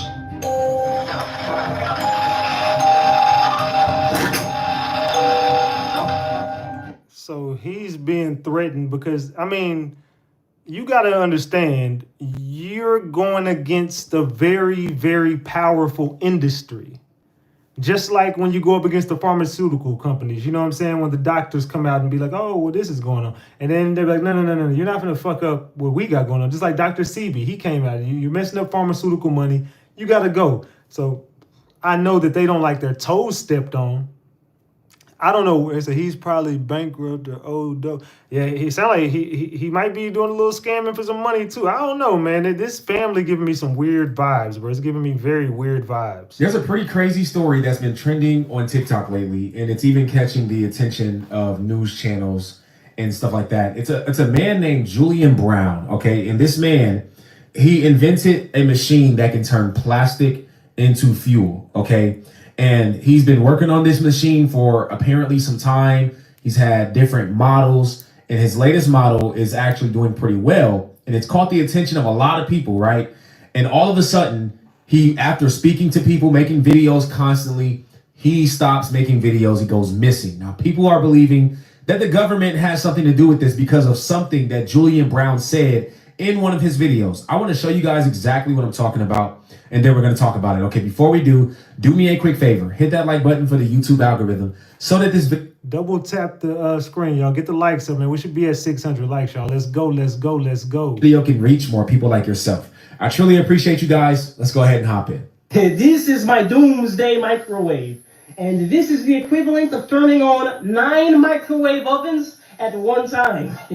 But why? Why does one need such power? Well, it is because this is the world's first, as a matter of fact, solar continuous microwave pyrolysis reactor. And in order for this to turn plastic waste into fuel successfully, we need a lot of power. Now, we are about to run this thing, but I will say every time I make a video talking about this, there's always some people in the comments saying, oh my goodness, you're going to fry your off. Well, por ponte mis boles en tu boca. And for 2, microwaves, they reflect off of metal. So when this is turned on, you see there's a gigantic metal chamber. Everything is metal. So microwaves actually cannot escape from this chamber. And I have the proof right here. Here's a microwave meter. Take a look at it right now. with nothing on, it is EMF normal. And mind you, if this EMF gets crazy, this thing, she is going to shout, she is going to beep. So let's go ahead and turn some on here. We'll turn on one.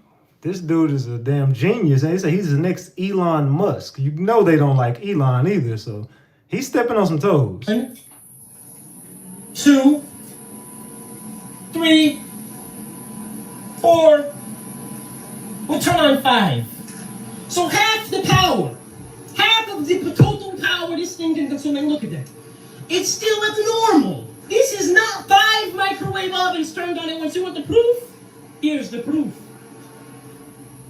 Pulling 7,000 watts and yet normal. Okay, so he created a machine that can potentially, or from what he's saying, it's turning plastic waste into fuel. Now, he's, like I said, he's been working on this for a while. It seems like I haven't been following him, but recently, in the last couple of weeks, I've been following him after he's been going viral. Now, I want you guys to see the comment section right here because he's missing. Look, see, they're saying he's been missing. Where's Julian Brown? He's missing right now, they say. I pray he's okay. There are videos saying you're missing. Are you there, Julian? I believe in you. You're going to save the planet. I mean, it's a pretty big thing that he's doing, and I don't think that he's able to make up. So Julian Brown, man, I don't know, man. This is a weird ass story, but I know that I know damn well that he's pissed a lot of people off with some of the things that he's came out with. Though the people are very angry at this kid. I don't know how all 3 of my microwave irradiated nuts got a fight. But I promised you guys in my last video, I'm still working, I'm still building no matter what. And thank all of you. I am so humbled to have the whole world's support. And I want to let you guys know that when some force is fighting me, you're not just fighting an individual, you are fighting the whole world and you are fighting the source, because this is not mine. This was bestowed upon me by the Most High. And I am just a vessel for the collective consciousness, so no amount of nefariousness can triumph. Salute, Big Sexy. Say you fell asleep. Thank you for the $10. Salute. Who walks in righteousness. Wake your ass up. And faith. You see, these hackers, they got into my iCloud and they were able to basically remotely watch and view my entire phone. I figured out they were in my phone, kicked them out, and they had no more access to my phone. Hold on. You said that they hacked your phone, they got into your phone, and you kicked them out of your phone. Wait, what? Now, I'm going to be real. I think they're a lot smarter than us, fam. They got you. They got you. You said you kicked them out. Yeah. Niggas, I kicked them out. I kicked them off my phone. And fuck that. I kicked them out. Hell no. They ain't getting on my phone no more. And I am just a vessel for the collective consciousness, so no amount of nefariousness can triumph somebody who walks in righteousness and faith. You see, these hackers, they got into my iCloud and they were able to basically remotely watch and view my entire phone. I figured out they were in my phone, kicked them out, and they had no more access to my phone, but they still had access to my Instagram somehow. My best guess is that these hackers were using some type of session token because they cloned my iCloud that was having the session tokens connected to my Instagram account. But to be honest, my best guess is yours. So you know what? I know you hackers are watching this right now, so how about you let the world know what you did? And while you're at it, you can also let the world know how all 3 of my microwave irradiated nuts taste in your mouth. They posted my driver's license 3 days back to back in front of millions of people. And no matter how many times I get in the account, delete the license picture, and then change the password, change 2-factor, everything, they get back in. And I started to realize, wait a minute, these people have been studying me for 6 months. They have some type of back-end way to get into my account, and they know I'm the type of person to want to share with the world what's going on, keep you guys in the loop, and they're using that against me. So I said, you know what? They're not going to put me in a chess move. I'm going to do the opposite of what they're expecting. I'm going to break their plans by going silent. Do y'all believe his story? Drop the gems if you believe him, or drop the caps if you think this dude is full of shit. Let me know in the chat, y'all. Drop the gems if you believe his entire story. Drop the caps if you think he's a clout chaser that's full of shit. Let me know in the chat, man. How do y'all feel about him? Do you feel like he's a clout chaser, or do you feel he's telling the truth? They said cap. I see some caps coming in here. They said y'all still in Discord. Yeah, we still get in Discord every now and then. I see Cap Maria say he cap. Candy say cap. Paul say cap. Okay, a lot of people are starting to say cap. I see the caps coming in. Yeah, I'm not really sure. I don't know what to think, King. This is wild. Let's keep watching. Since these hackers were exploiting past session tokens associated with my old iCloud, they had a control over. The only person that can help me was Meta. My cybersecurity team I couldn't help myself. We all know Meta is really slow. I reached out to them, looked at these screenshots. They said, okay, this is a specialized case. You may have to wait 24 hours up to 2 weeks. It took 3 weeks, okay? I kept spamming them. Meta, please, Meta. Why? What is taking so long? And the breaking point was when I made international news for literally saying and doing nothing because it freaks people out that much. I love you guys so much for all your concern. But that made me say, Meta, look. Guys, even if your review is not done, please just let me log back into the account so I can calm down people. And Meta said, okay, we will, but we'll watch. So I made this vague post to my Instagram account yesterday that looks like a hacker on purpose because the whole world wouldn't know if it was me or a hacker and be on edge just in case the hackers could get back in and post something crazy. But the hackers knew I made that post and they would try to get in the account again, which they did. They fell for the bait. Look how many times they tried to get it right back into my account minutes after posting it. But this time, Meta was watching. Meta now knows who these people are. And they're still doing the review, and we're going to get them busted. So Meta knows who they are now. He's saying Meta knows exactly who did it. I don't know what the fuck to think. This story is weird as a... What? This message is still out for Julian Brown, the guy that created the gas station in his backyard that went missing. Well, here's the old Dogecoin millionaire, and I'm speaking against all the elites as well. For this man, until he's found, I hope God that we find him, because people don't do stuff like this to help we the people, especially whatever neighborhood you're in or city. For somebody to do something like this, I just want you to know all these billion-dollar refineries and everything. I'm an old school blue collar guy. I work the biggest turnarounds in the United States, and I'm telling you that when people call out stuff like this and can make free fuel and do stuff like this, they're eliminated, just like the man that created the water engine. And look, these systems, they got like 100,000 people on every list. It doesn't matter if it's Bill Gates spraying stuff all over our foods, going down to McDonald's, go look up everything on all these foods compared to everybody out of the United States. It is the most sickening thing that you can find out, and it's God's honest truth. Terrible stuff that they spray on our foods. Well, anyways, for people like me speaking out about this, I was a young Dogecoin millionaire, right? First million off currency. That's currency. Not talking about stocks and everything else.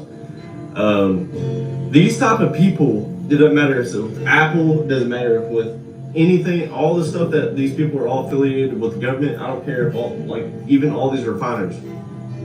They have like 100,000 people on a list to watch people like us speaking out. And when they find out that something goes viral or something goes big, like I'm talking about, they have hitman. I'm talking like over 100,000s and hundreds of thousands of different type of people connected everywhere. And when we speak out against all these people, even like I'm about to say, BlackRock, for all the currency guys, all the stock market guys, if they wanted to cause a Great Depression, it would be over them. It'd be over BlackRock. And there's about 100,000 people with me that will speak out about the same thing. And also, we're going to get involved with what I'm talking about that y'all seen, the earthquake with the Wahi deal. It's the same thing back then with Oprah and The Rock speaking out about hoping we would collect money during the last administration because they all had a fire called Blue Beam. What do y'all think about this? Is he on point about this, about exposing? He's saying they got thousands of people, 100,000 people that watch people like me, people like him, people like Julian. Now, I ain't gonna lie, I do believe that. I know they be watching me because I be exposing some shit. And you've seen them take out my Wi-Fi before. It's happened while I was on live. They've literally hacked into my system. So I'm not gonna say that it's just full of cap because it's happened to me. It's happened to me several times. I've had my internet fucked with. I've had my Wi-Fi just struck so I couldn't get back on my Wi-Fi. I've had pictures come to my phone of, you know what I'm saying, my crib and shit like that. I didn't have people contact me from crazy ass numbers saying shit. I didn't have threats. I've had a lot of crazy stuff happen to me. I've been hacked several times, dog. So remember they hacked my Discord server. They did a bunch of stuff. So I've had some crazy shit happen, and I've just been exposing stuff over here. So I definitely believe this. From the air, burns in the ground, everything disintegrates. Everybody's in the water. And they're asking us, we the people, for money, right? So, with that being said, everything that she just did, Oprah just now, right? Blocked off all her roads. I've been to Hawaii. My wife and I have been to Hawaii. She blocked off all the roads because she's on the highest ground and wouldn't let people through. And there's thousands and thousands and thousands of people, even from Hawaii, I'm sure if you see on this app. And again, down here from Texas, and I've seen all it. And Oprah definitely did that. She blocked off all her roads because she was on the highest land. She knew that she was safe. She brought up all that land that got burnt up. So she did a power grab real quick. A land grab. So what she did was she blocked off the roads so no one could get through her roads and access none of her shit. And she left thousands of people out there to fend for themselves, and because she knew all that land was gonna get burnt up, and now she owns it, and they finna have this smart city, so she's gonna make herself a lot of fucking money, allegedly. They wouldn't let through the roads. And also, it's not right. All these Hollywood actors and everything else, it gets really worse. Just look at Miley Cyrus. Let's get with the Hollywood actors. She said, what'd she say? She said, God is a gay man. I'm telling y'all, all these Hollywood people that mock God is not true at all. And when you do stuff like that, things go really, really bad. And there's so much evil in this world. It's sad. It's sad. It is very sad. And look, guys, I made it. I worked really hard from a hard background, and times are very, very tough. I'm really struggling even to get progressively still getting forward. Now you're gonna see 100,000 comments on here of all these people that are millionaires. Well, good for you. Great for you. In today's economy, at least I played it smart. I drove a 1999 Dodge. We got a few vehicles, but it ain't nothing like a Lambo and everything. I promise you that. But other than that, the other topics, man, we're doing this for we the people. We're doing this for us. This is the time, and I'm a millionaire speaking on calling all these people out, and you're still gonna get idiots in these comments talking about stupid crap. Like literally. Do y'all like world record inflation even in the past 4 years? How much does it cost you to fill up your grocery bill? How much does it cost for you for... I ain't gonna lie. I went grocery shopping the other day. I had to buy stuff for my house. I had to buy stuff for my dogs, treats and stuff like that, and dog food. I mean, I ain't gonna lie, bruh. I left that damn store. One cart that's just full was like $500. But I was like, what in the fuck? What? God, $500. Damn. I mean, I got bread, so I mean, I really just be picking up shit and don't really care. You know what I'm saying? I don't really look at prices like that too much because I ain't trying to brag them. You know, I got money, man. I don't be like tripping on. I'll be like, oh, how much they cost? I just put shit in my bag or whatever. I mean, in my cart, whatever. I swear, bro, I spent like $500 at the damn store. So what in the hell is going on with the prices today? I'm not lying. How much do y'all spend at the grocery store? Everybody, if you don't mind, you don't have to if you don't want to. How much do y'all grocery bill be? Let me know, what does it cost to fill up your crib with groceries? Your phone bill. How much does it cost for you for just your monthly bills? Your taxes broken down month to month. How much does it cost for your monthly taxes on your house? How much does it cost for you for your water bill? How much does it cost for you for your gas? How much does it cost for you for all this? How much does it cost for you to go out to eat? It's getting bad, guys. It's getting really, really bad. It's getting to the point where everybody's working and they're coming out broke because we can't afford anything. That's how bad it is. And again, yes, I'm old school. I'm the first Dogecoin millionaire on cryptocurrency on Dogecoin. It's getting so bad for the people that it's time to speak up, because all these people, just like Julian Brown, all these people that I've worked with in the refineries, all the engineers, they're not going to speak up. They're too scared because they're going to lose a job. Now, guess what? all the blue collar boys that got my back, they're gonna speak up because this guy created something very special in his backyard. But no, we can't do nothing.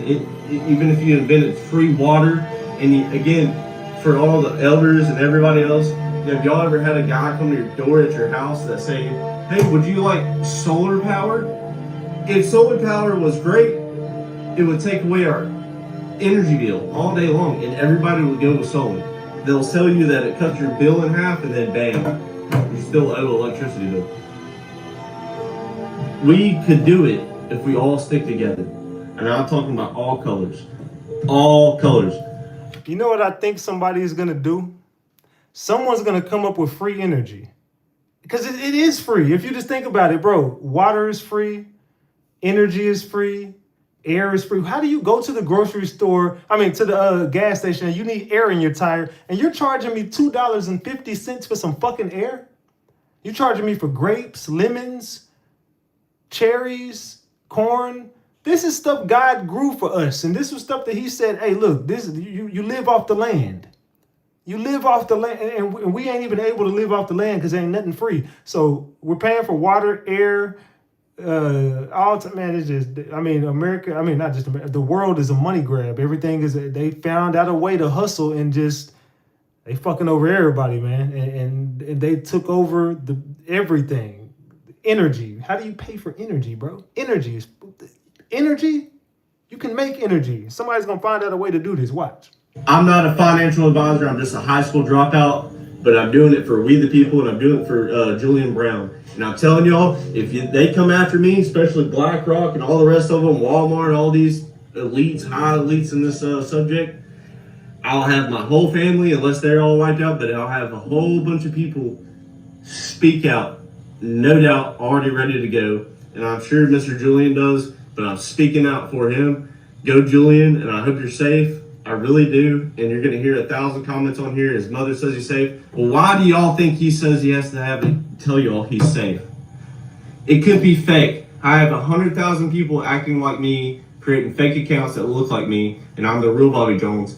And I'm telling y'all, you shouldn't have to do that. It's not safe. These people that have no idea what it is to these billion-dollar companies a day and create something that literally made the people free fuel, diesel, and gasoline. It's not safe. And just like he said the other day, he said Blackhawks, he made a fake post or something where he was out there and these Blackhawk helicopters came after the area that he said he was. It's not safe. Does that make sense? This is real life. This is real life. This is America. We got to do better, guys. We're going to have to actually take control. It's a matter of time before all this crap, it's just going to get a lot worse. And that's just my opinion. Hate to offend everybody, but if you hear me out, speak up in the comments. Man. We got to start speaking up, man. We got to start speaking up, man. It's going to take people like me to use my platform to try to change everything, man. Let's continue. Brown back safe and sound. He explained why he been gone off social media these weeks. Hey, somebody tell those hackers, he vuelto, perras. I'm back, bitches. And don't ever think I'm going to go down without a fight.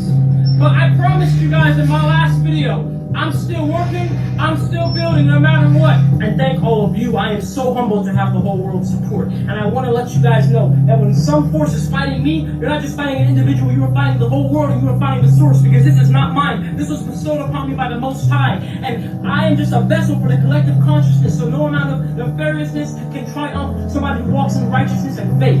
You see, these hackers, they got into my iCloud, and they were able to basically remotely watch and view my entire phone. I figured out they were in my phone, kicked them out, and they had no more access to my phone, but they still had access to my Instagram somehow. My best guess is that these hackers were using some type of session token because they cloned my iCloud that was having the session tokens connected to my Instagram account. But to be honest, my best guess is yours. So you know what? I know you hackers are watching this right now, so how about you let the world know what you did? And while you're at it, you can also let the world know how all 3 of my microwave irradiated nuts taste in your mouth. And they posted my driver's license 3 days back to back in front of millions of people. And no matter how many times I get it,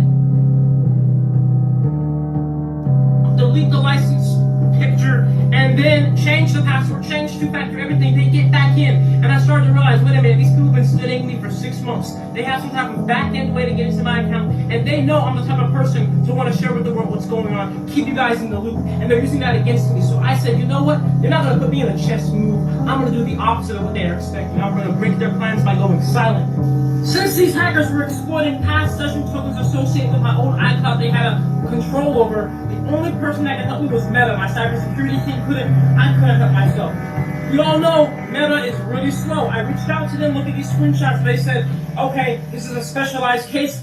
You may have to wait 24 hours up to 2 weeks. It took 3 weeks, okay? I kept spamming them. Meta, please, Meta. Why? What is taking so long? And the breaking point was when I made international news for literally saying and doing nothing because it freaks people out that much. I love you guys so much for all your concern, but that made me say, Meta, look, guys, even if your review is not done, please just let me log back into the account so I can calm down people. And Meta said, okay, we will, but we'll watch. So I made this vague post to my Instagram account yesterday that looks like a hacker on purpose because the whole world wouldn't know if it was me or a hacker and be on edge just in case the hackers could get back in and post something crazy. But the hackers knew I made that post and they would try to get in the account again, which they did. They fell for the bait. Look how many...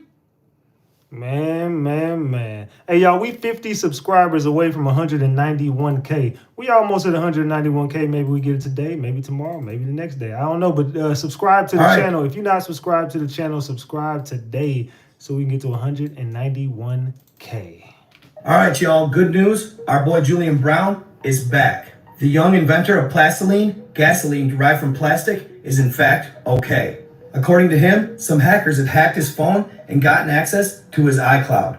So they were watching everything he was doing on his phone in real time. He had been dealing with it for quite a while and finally figured that the only way to get them to stop or to catch them was to go silent on his phone. Because for some reason, even if he'd renew his password and change his two-factor authentication, they'd still gain access to his accounts, namely his Instagram. So for the last 2 weeks, he's been contacting Meta, trying to get them to do something about it. And finally, after 2.5, 3 weeks, they did. And they actually caught the hackers in real time. The only way he was able to do this is because he was starting to gain national attention. So Meta felt pressure to actually help the guy out. So good job to all of those that shared his story. What's crazy about this is him ghosting had more than one benefit. It actually put anybody who was harassing him on their heels because they see now the national attention he'd garner if he happened to disappear. Whether that was intentional or unintentional, it was a genius move. So now, anybody who's thinking about messing with them better think twice, because they're going to be put in the spotlight if they do immediately. Here's a video of him on his Instagram explaining everything. Check it out. Hey, somebody tell those hackers, he vuelto, perras. I'm back, bitches. And don't ever think I'm going to go down without a fight. But I promised you guys in my last video, I'm still working, I'm still building no matter what. And thank all of you. I am so humbled to have the whole world's support. And I want to let you guys know that when some force is fighting me, you're not just fighting an individual, you are fighting the whole world and you are fighting the source, because this is not mine. This was bestowed upon me by the Most High. And I am just a vessel for the collective consciousness, so no amount of nefariousness can triumph somebody who walks in righteousness and faith. You see, these hackers, they got into my iCloud and they were able to basically remotely watch and view my entire phone. I figured out they were in my phone, kicked them out, and they had no more access to my phone, but they still had access to my Instagram somehow. My best guess is that these hackers were using some type of session token because they cloned my iCloud that was having the session tokens connected to my Instagram account. But to be honest, my best guess is yours. So you know what? I know you hackers are watching this right now, so how about you let the world know what you did? And while you're at it, you can also let the world know how all 3 of my microwave irradiated nuts taste in your mouth. They posted my driver's license 3 days back to back in front of millions of people. And no matter how many times I get in the account, delete the license picture, and then change the password, change two-factor, everything, they get back in. And I started to realize, wait a minute, these people have been studying me for 6 months. They have some type of back-end way to get into my account, and they know I'm the type of person to want to share with the world what's going on, keep you guys in the loop, and they're using that against me. So I said, you know what? They're not going to put me in a chess move. I'm going to do the opposite of what they're expecting. I'm going to break their plans by going silent. Since these hackers were exploiting past session tokens associated with my old iCloud they had a control over. The only person that can help me was Meta. My cybersecurity team couldn't. I couldn't help myself. We all know Meta is really slow. I reached out to them, look at these screenshots. They said, okay, this is a specialized case. We may have to wait 24 hours up to 2 weeks. It took 3 weeks, okay? I kept spamming them. Meta, please, Meta. Why? What is taking so long? And the breaking point was when I made international news for literally saying and doing nothing because it freaks people out that much. I love you guys so much for all your concern. But that made me say, Meta, look, guys, even if your review is not done, please just let me log back into the account so I can calm down people. And Meta said, okay, we will, but we'll watch. So I made this vague post to my Instagram account yesterday that looks like a hacker on purpose because the whole world wouldn't know if it was me or a hacker and be on edge just in case the hackers could get back in and post something crazy. But the hackers knew I made that post and they would try to get in the account again, which they did. They fell for the bait. Look how many times they tried to get it right back into my account minutes after posting it. But this time, Meta was watching. Meta now knows who these people are. And they're still doing the review, and we're going to get them busted. There you have it, folks. Good to have you back, Julian. Thank God you're okay. And keep on keeping on, man. Keep doing your thing. Who do you think those hackers might be? Was it the people messing with him, flying the choppers overhead? Was it the people who loosened slug nuts? Hard to say, but it's possible. Let me know what you think in the comments. All right, y'all. Out. So I don't know who the hell been messing with this kid, but it's something going on with him. He's definitely a genius.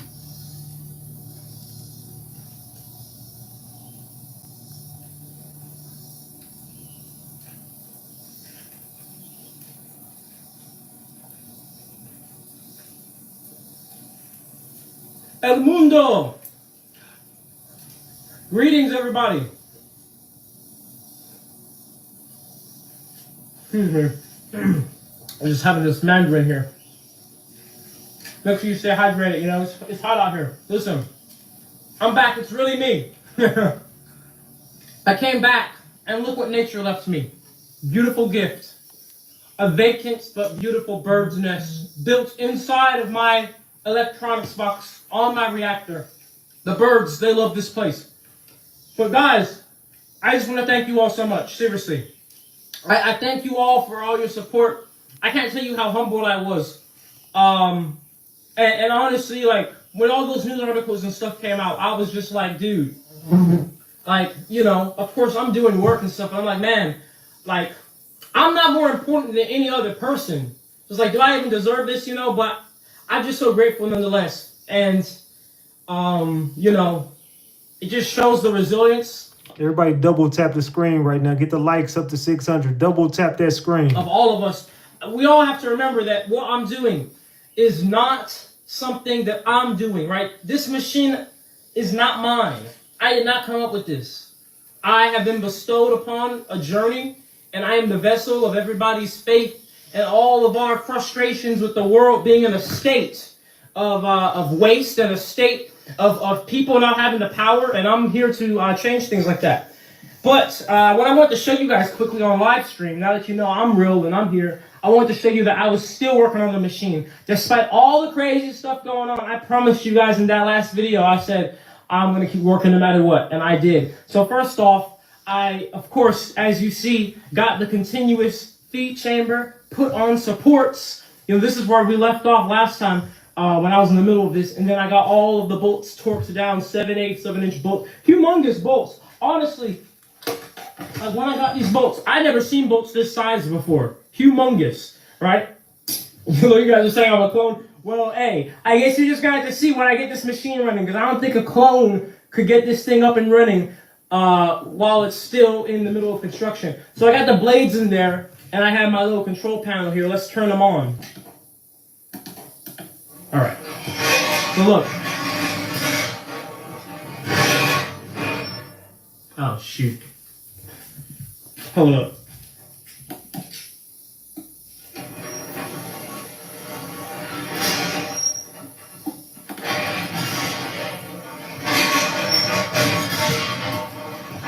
A little bit frictiony, you know? Not the smoothest thing ever, but look at that. Alright? So that's a huge thing of progress right there, a huge feat. And then, what else did I do? Yes, these valves over here. Well, of course, I also did the plumbing. As you see, all this plumbing up here for the vacuum feed ports. Now, who the hell knows how to do this type of shit? Like, what? I would be so lost out there. Like, bro, so what you want me to do? I don't even know where to begin at. I can't build shit like that. Hell nah. Yeah, give me an instruction manual or something. Ain't no way in hell I can go out there and do that. Right, and then these valves have been wired in. So these valves open and close, right? And I can do it through the computer. You said, what's today's date? Isn't it? It's the 31st of July, isn't it? All right, so look, for example, let me turn this one on, right? And look. So this is moving. We can look inside here. And you see that? The valve is opening. Slow, but it's working. It's opening, all right? So, boom, did that. There are a few other things I gotta do, but guys, we're almost there. I've been working, look, this whole situation threw me off. Of course, duh, it did. But, not by much. Like, I got a few weeks behind. Like, the machine was supposed to be running by now. You know, but now I say give me until next week, and we'll be running. For the first time in 8 months. That's how long I've been working on these upgrades, guys. Because, you know, I'm stubborn. I do way more by myself than I probably should. Like, putting these humongous pipes, lifting them up and stuff. But, you know, we're here. And it's about to run, and that's all that matters. And I'm not to make more fuel than I ever have before. And you guys best believe I'm going to be doing demonstrations everywhere. Not just all over the country, but all over the world. You said say Apple. Apple. Guys, okay, well, you know what? I'm not going to tell you guys not to be paranoid or not to be cautious, because it's true. Because these attacks are only going to get more sophisticated. Like this attack that I underwent now was super advanced hacking at like a nation state sponsored level for sure. And so it is possible that one day somebody could come in here with a whole deep fake thing, you know? So yeah, I'm not going to tell you guys that you guys are being crazy by thinking like that, because that is how you have to really think, because we live in that age where we have a type of technology. So look, here's what I'm going to do. Because my Instagram account gets locked by these hackers about like every 30 minutes I'm in here. Now, they can't get in, but they lock it trying to spam logins. So what I'm going to do is this. I'm going to save this live stream, so that way it's on my page. People know I went live and it was real and blah, blah, blah. And I'm going to start another live stream, and we're going to do a Q&A there. Because if I get logged out in the middle of this live stream, I can't save it, right? If the Q&A, if I get logged out, it's fine, whatever. You said, why not pineapple? Well, because Apple, I don't know why people say Apple. But yeah, so let me go ahead and save this live stream. And then I'm going to start another live stream. And then I'm actually going to let you guys up to ask questions, okay? Let's do that. Man. This kid is a freaking genius, man. That kid is smart as hell. Got to give it to him. Having this Mandarin here. Make sure you stay hydrated. You know, it's hot out. I played that part. My bad. Let's continue. Great news today. Julian Brown, the inventor that I've been talking about a lot, is not missing. And he has done a recent post. You can follow his mom as a secondary account to keep track of now, so that we can make sure he's alive and well. Thank you for posting for all of our mental health. Julian, we are glad you are back, and keep doing what you're doing for the world, the planet, to take down these capitalist, corporate elitists that are destroying everything. You're loved. We appreciate you. Here's a little message from Julian, and make sure you're following him and keeping a close eye on this man. We need to protect this man and everything he does and creates.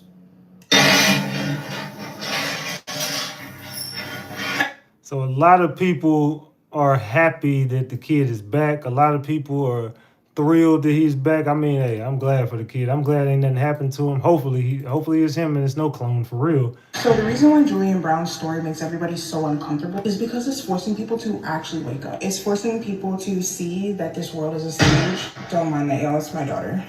It's a stage. If you haven't heard of Julian Brown, he is a young black man from Atlanta that made an invention that could single-handedly free the common folk from the shackles of the gas and oil industry, which, as you know, is one of the top industries in the world. The most money comes from there. Basically, his invention can take burnt plastic and turn it into fuel for $0. Do y'all understand how monumental that is? Now, it's obviously not perfected, but that's what he's working towards, that is. He went viral.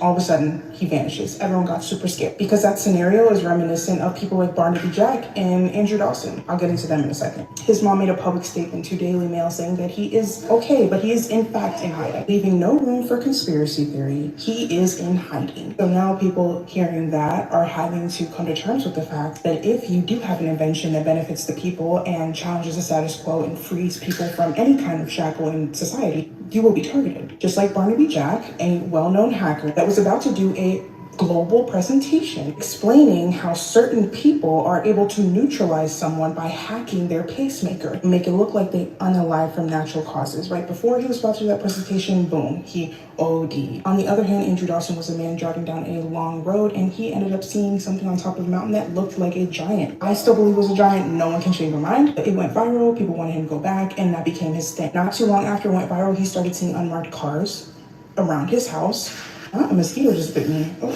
He started being followed, then all of a sudden, one day on live, he's got his hands in his pocket, his eyes are darting off the screen, his body language gives under duress. And he says, hey guys, yeah, everything I said, not true, none of it's true. Then later comes on live saying, it actually was true, and you may not see me posting for a while. And he looks terrified, like this is in the dead of night. You can look on TikTok. It was all done before the public eye, which should show you guys that these people are not afraid. And now at this point, you can find Andrew Dawson's public obituary online. He's gone, unalive from.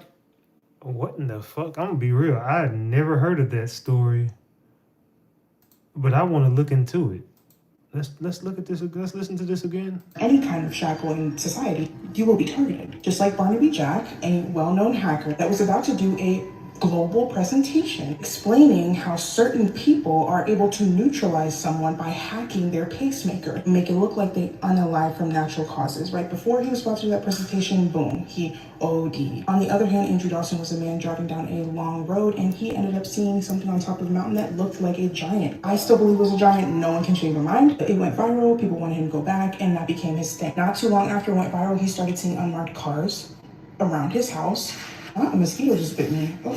He started being followed, then all of a sudden, one day on live, he's got his hands in his pocket, his eyes are darting off the screen, his body language gives under duress. And he says, hey guys, yeah, everything I said, not true, none of it's true. Then later comes on live saying, it actually was true, and you may not see me posting for a while. And he looks terrified, like this is in the dead of night. You can look on TikTok. It was all done before the public eye, which should show you guys that these people are not afraid. And now at this point, you can find Andrew Dawson's public obituary online. He's gone, unalive from natural causes. Yeah.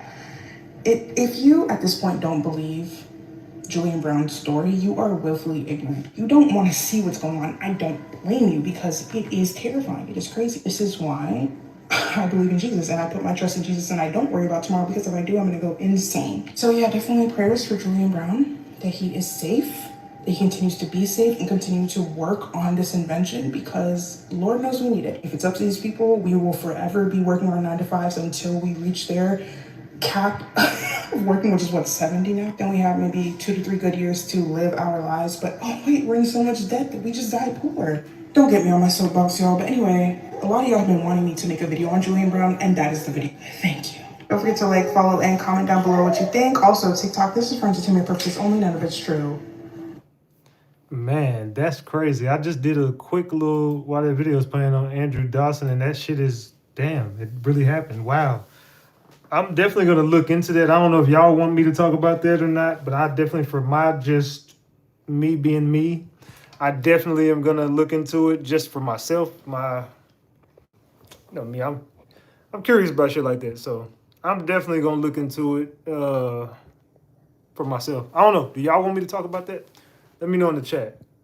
I don't know if y'all do want me to talk about that. My camera seems kind of off. All right, my bad. So, do y'all want to hear about that? I definitely will do a story about that if y'all want me to. All right, so, man. What y'all think about tonight's content, man? Your boy Ratchet always has some of the dopest content. We go where nobody else really want to go. We cover stories that a lot of people don't want to cover. I take a chance with my platform all the time, man. I take a chance to make a change. So hopefully everybody liked the content tonight. We've been here for over 3 hours. Salute, man. We've been here for over 3 hours. I've been, when I take a day off, I definitely be having some more content for y'all. I do have something I want to do an important live tomorrow. I think I'm gonna do it tomorrow. I don't know what time. It's about some of the Mo3 stuff and some of the stuff that's been going on and some of the stuff that's going on in my city surrounding my name as well.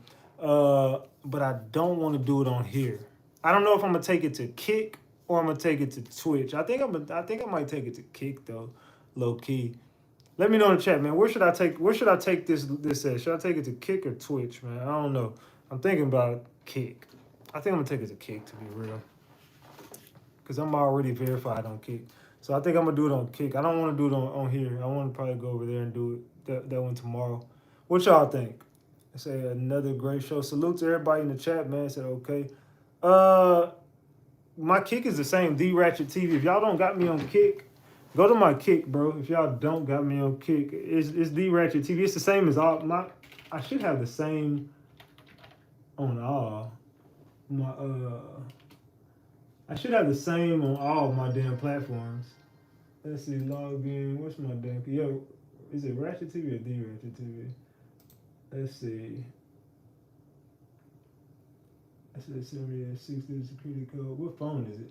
It might be in the other phone. It might be my other phone. Yeah, it's in my. It's logged into my. I can't do it right now. But I think it's Ratchet TV though. I think it's just Ratchet TV. Kick.com/Ratchet TV. No, it's The Ratchet TV. Oh yeah, it is Ratchet TV. Oh yeah, it is that one. So everybody go over here. I'm gonna have to redo this shit tonight. Yeah, here we go right here. It's Ratchet TV. It's not The Ratchet TV. It's just Ratchet TV. I do believe. Is that the one? Yeah, because I'm verified on there. Yeah, I'm verified. So that is the one. I know I had 2 Kicks, but that's my. Yeah, okay. So I'm verified over there. So it is it. I don't think I ever posted anything on there. Yeah, I don't think I got no content on here. All right, yeah. So we'll do it tomorrow on Kick. My Kick is Ratchet TV. It's Ratchet TV. Y'all. I don't know if y'all can see it. Hold on, let me see. Just in case y'all can't see it, it's right here, man. That's my Kick, man. Go to that Kick right there. Kick.com/Ratchet TV. That's my Kick. So get over there to my damn Kick. I'm gonna have to redo. I ain't even mess with it. I'm gonna have to stay up tonight and fix my Kick up. So let me take this damn charger out. I'm gonna have to stay up tonight and fix my damn Kick up. But yeah, we'll do it tomorrow. We'll do some Mo3 content over there tomorrow on Kick. So will y'all do me a favor? Everybody go subscribe to my Kick, man. Kick.com/Ratchet TV. /Ratchet TV. /Ratchet TV. All right, yeah, y'all get at your boy on Kick. Accept all cookies. Yeah, we good. Yeah, so I'll do it on Kick tomorrow, man. I was gonna do it on Twitch, but I'll do it on Kick. I guess I'll do it on Kick. Y'all say Kick, right? Kick.com/Ratchet TV. Yeah. Miles, drop my Kick in the chat. They say post a link. What is Kick? You gotta download the app, or you could just go on your web page, as you see right here. I just went on my damn web browser and typed in kick.com/Ratchet TV, and it logged me right in. So yeah, y'all get on my Kick, man. Y'all go subscribe to my Kick. Go run me up on Kick, man. Y'all go run your boy up on Kick. I will. You know what I'll do? Right as soon as this video ends, I'll post the Kick link directly in the comment section and pin it to the comment section on the I'm on the laptop and did it. Okay, Capri, bet. That's what I'll do. I'll just, as soon as this video ends, go to the comment section and I'm gonna post my Kick link. All right. So y'all do me that favor. Go to my comment section. I'm gonna do it. I'm gonna have it ready. Kick.com/Ratchet TV. Boom. Take you right to it. All right. So I have it ready right there. Yeah, y'all go ahead and go on my Kick, man. Y'all make sure to go in and go to my Kick. All right. Man.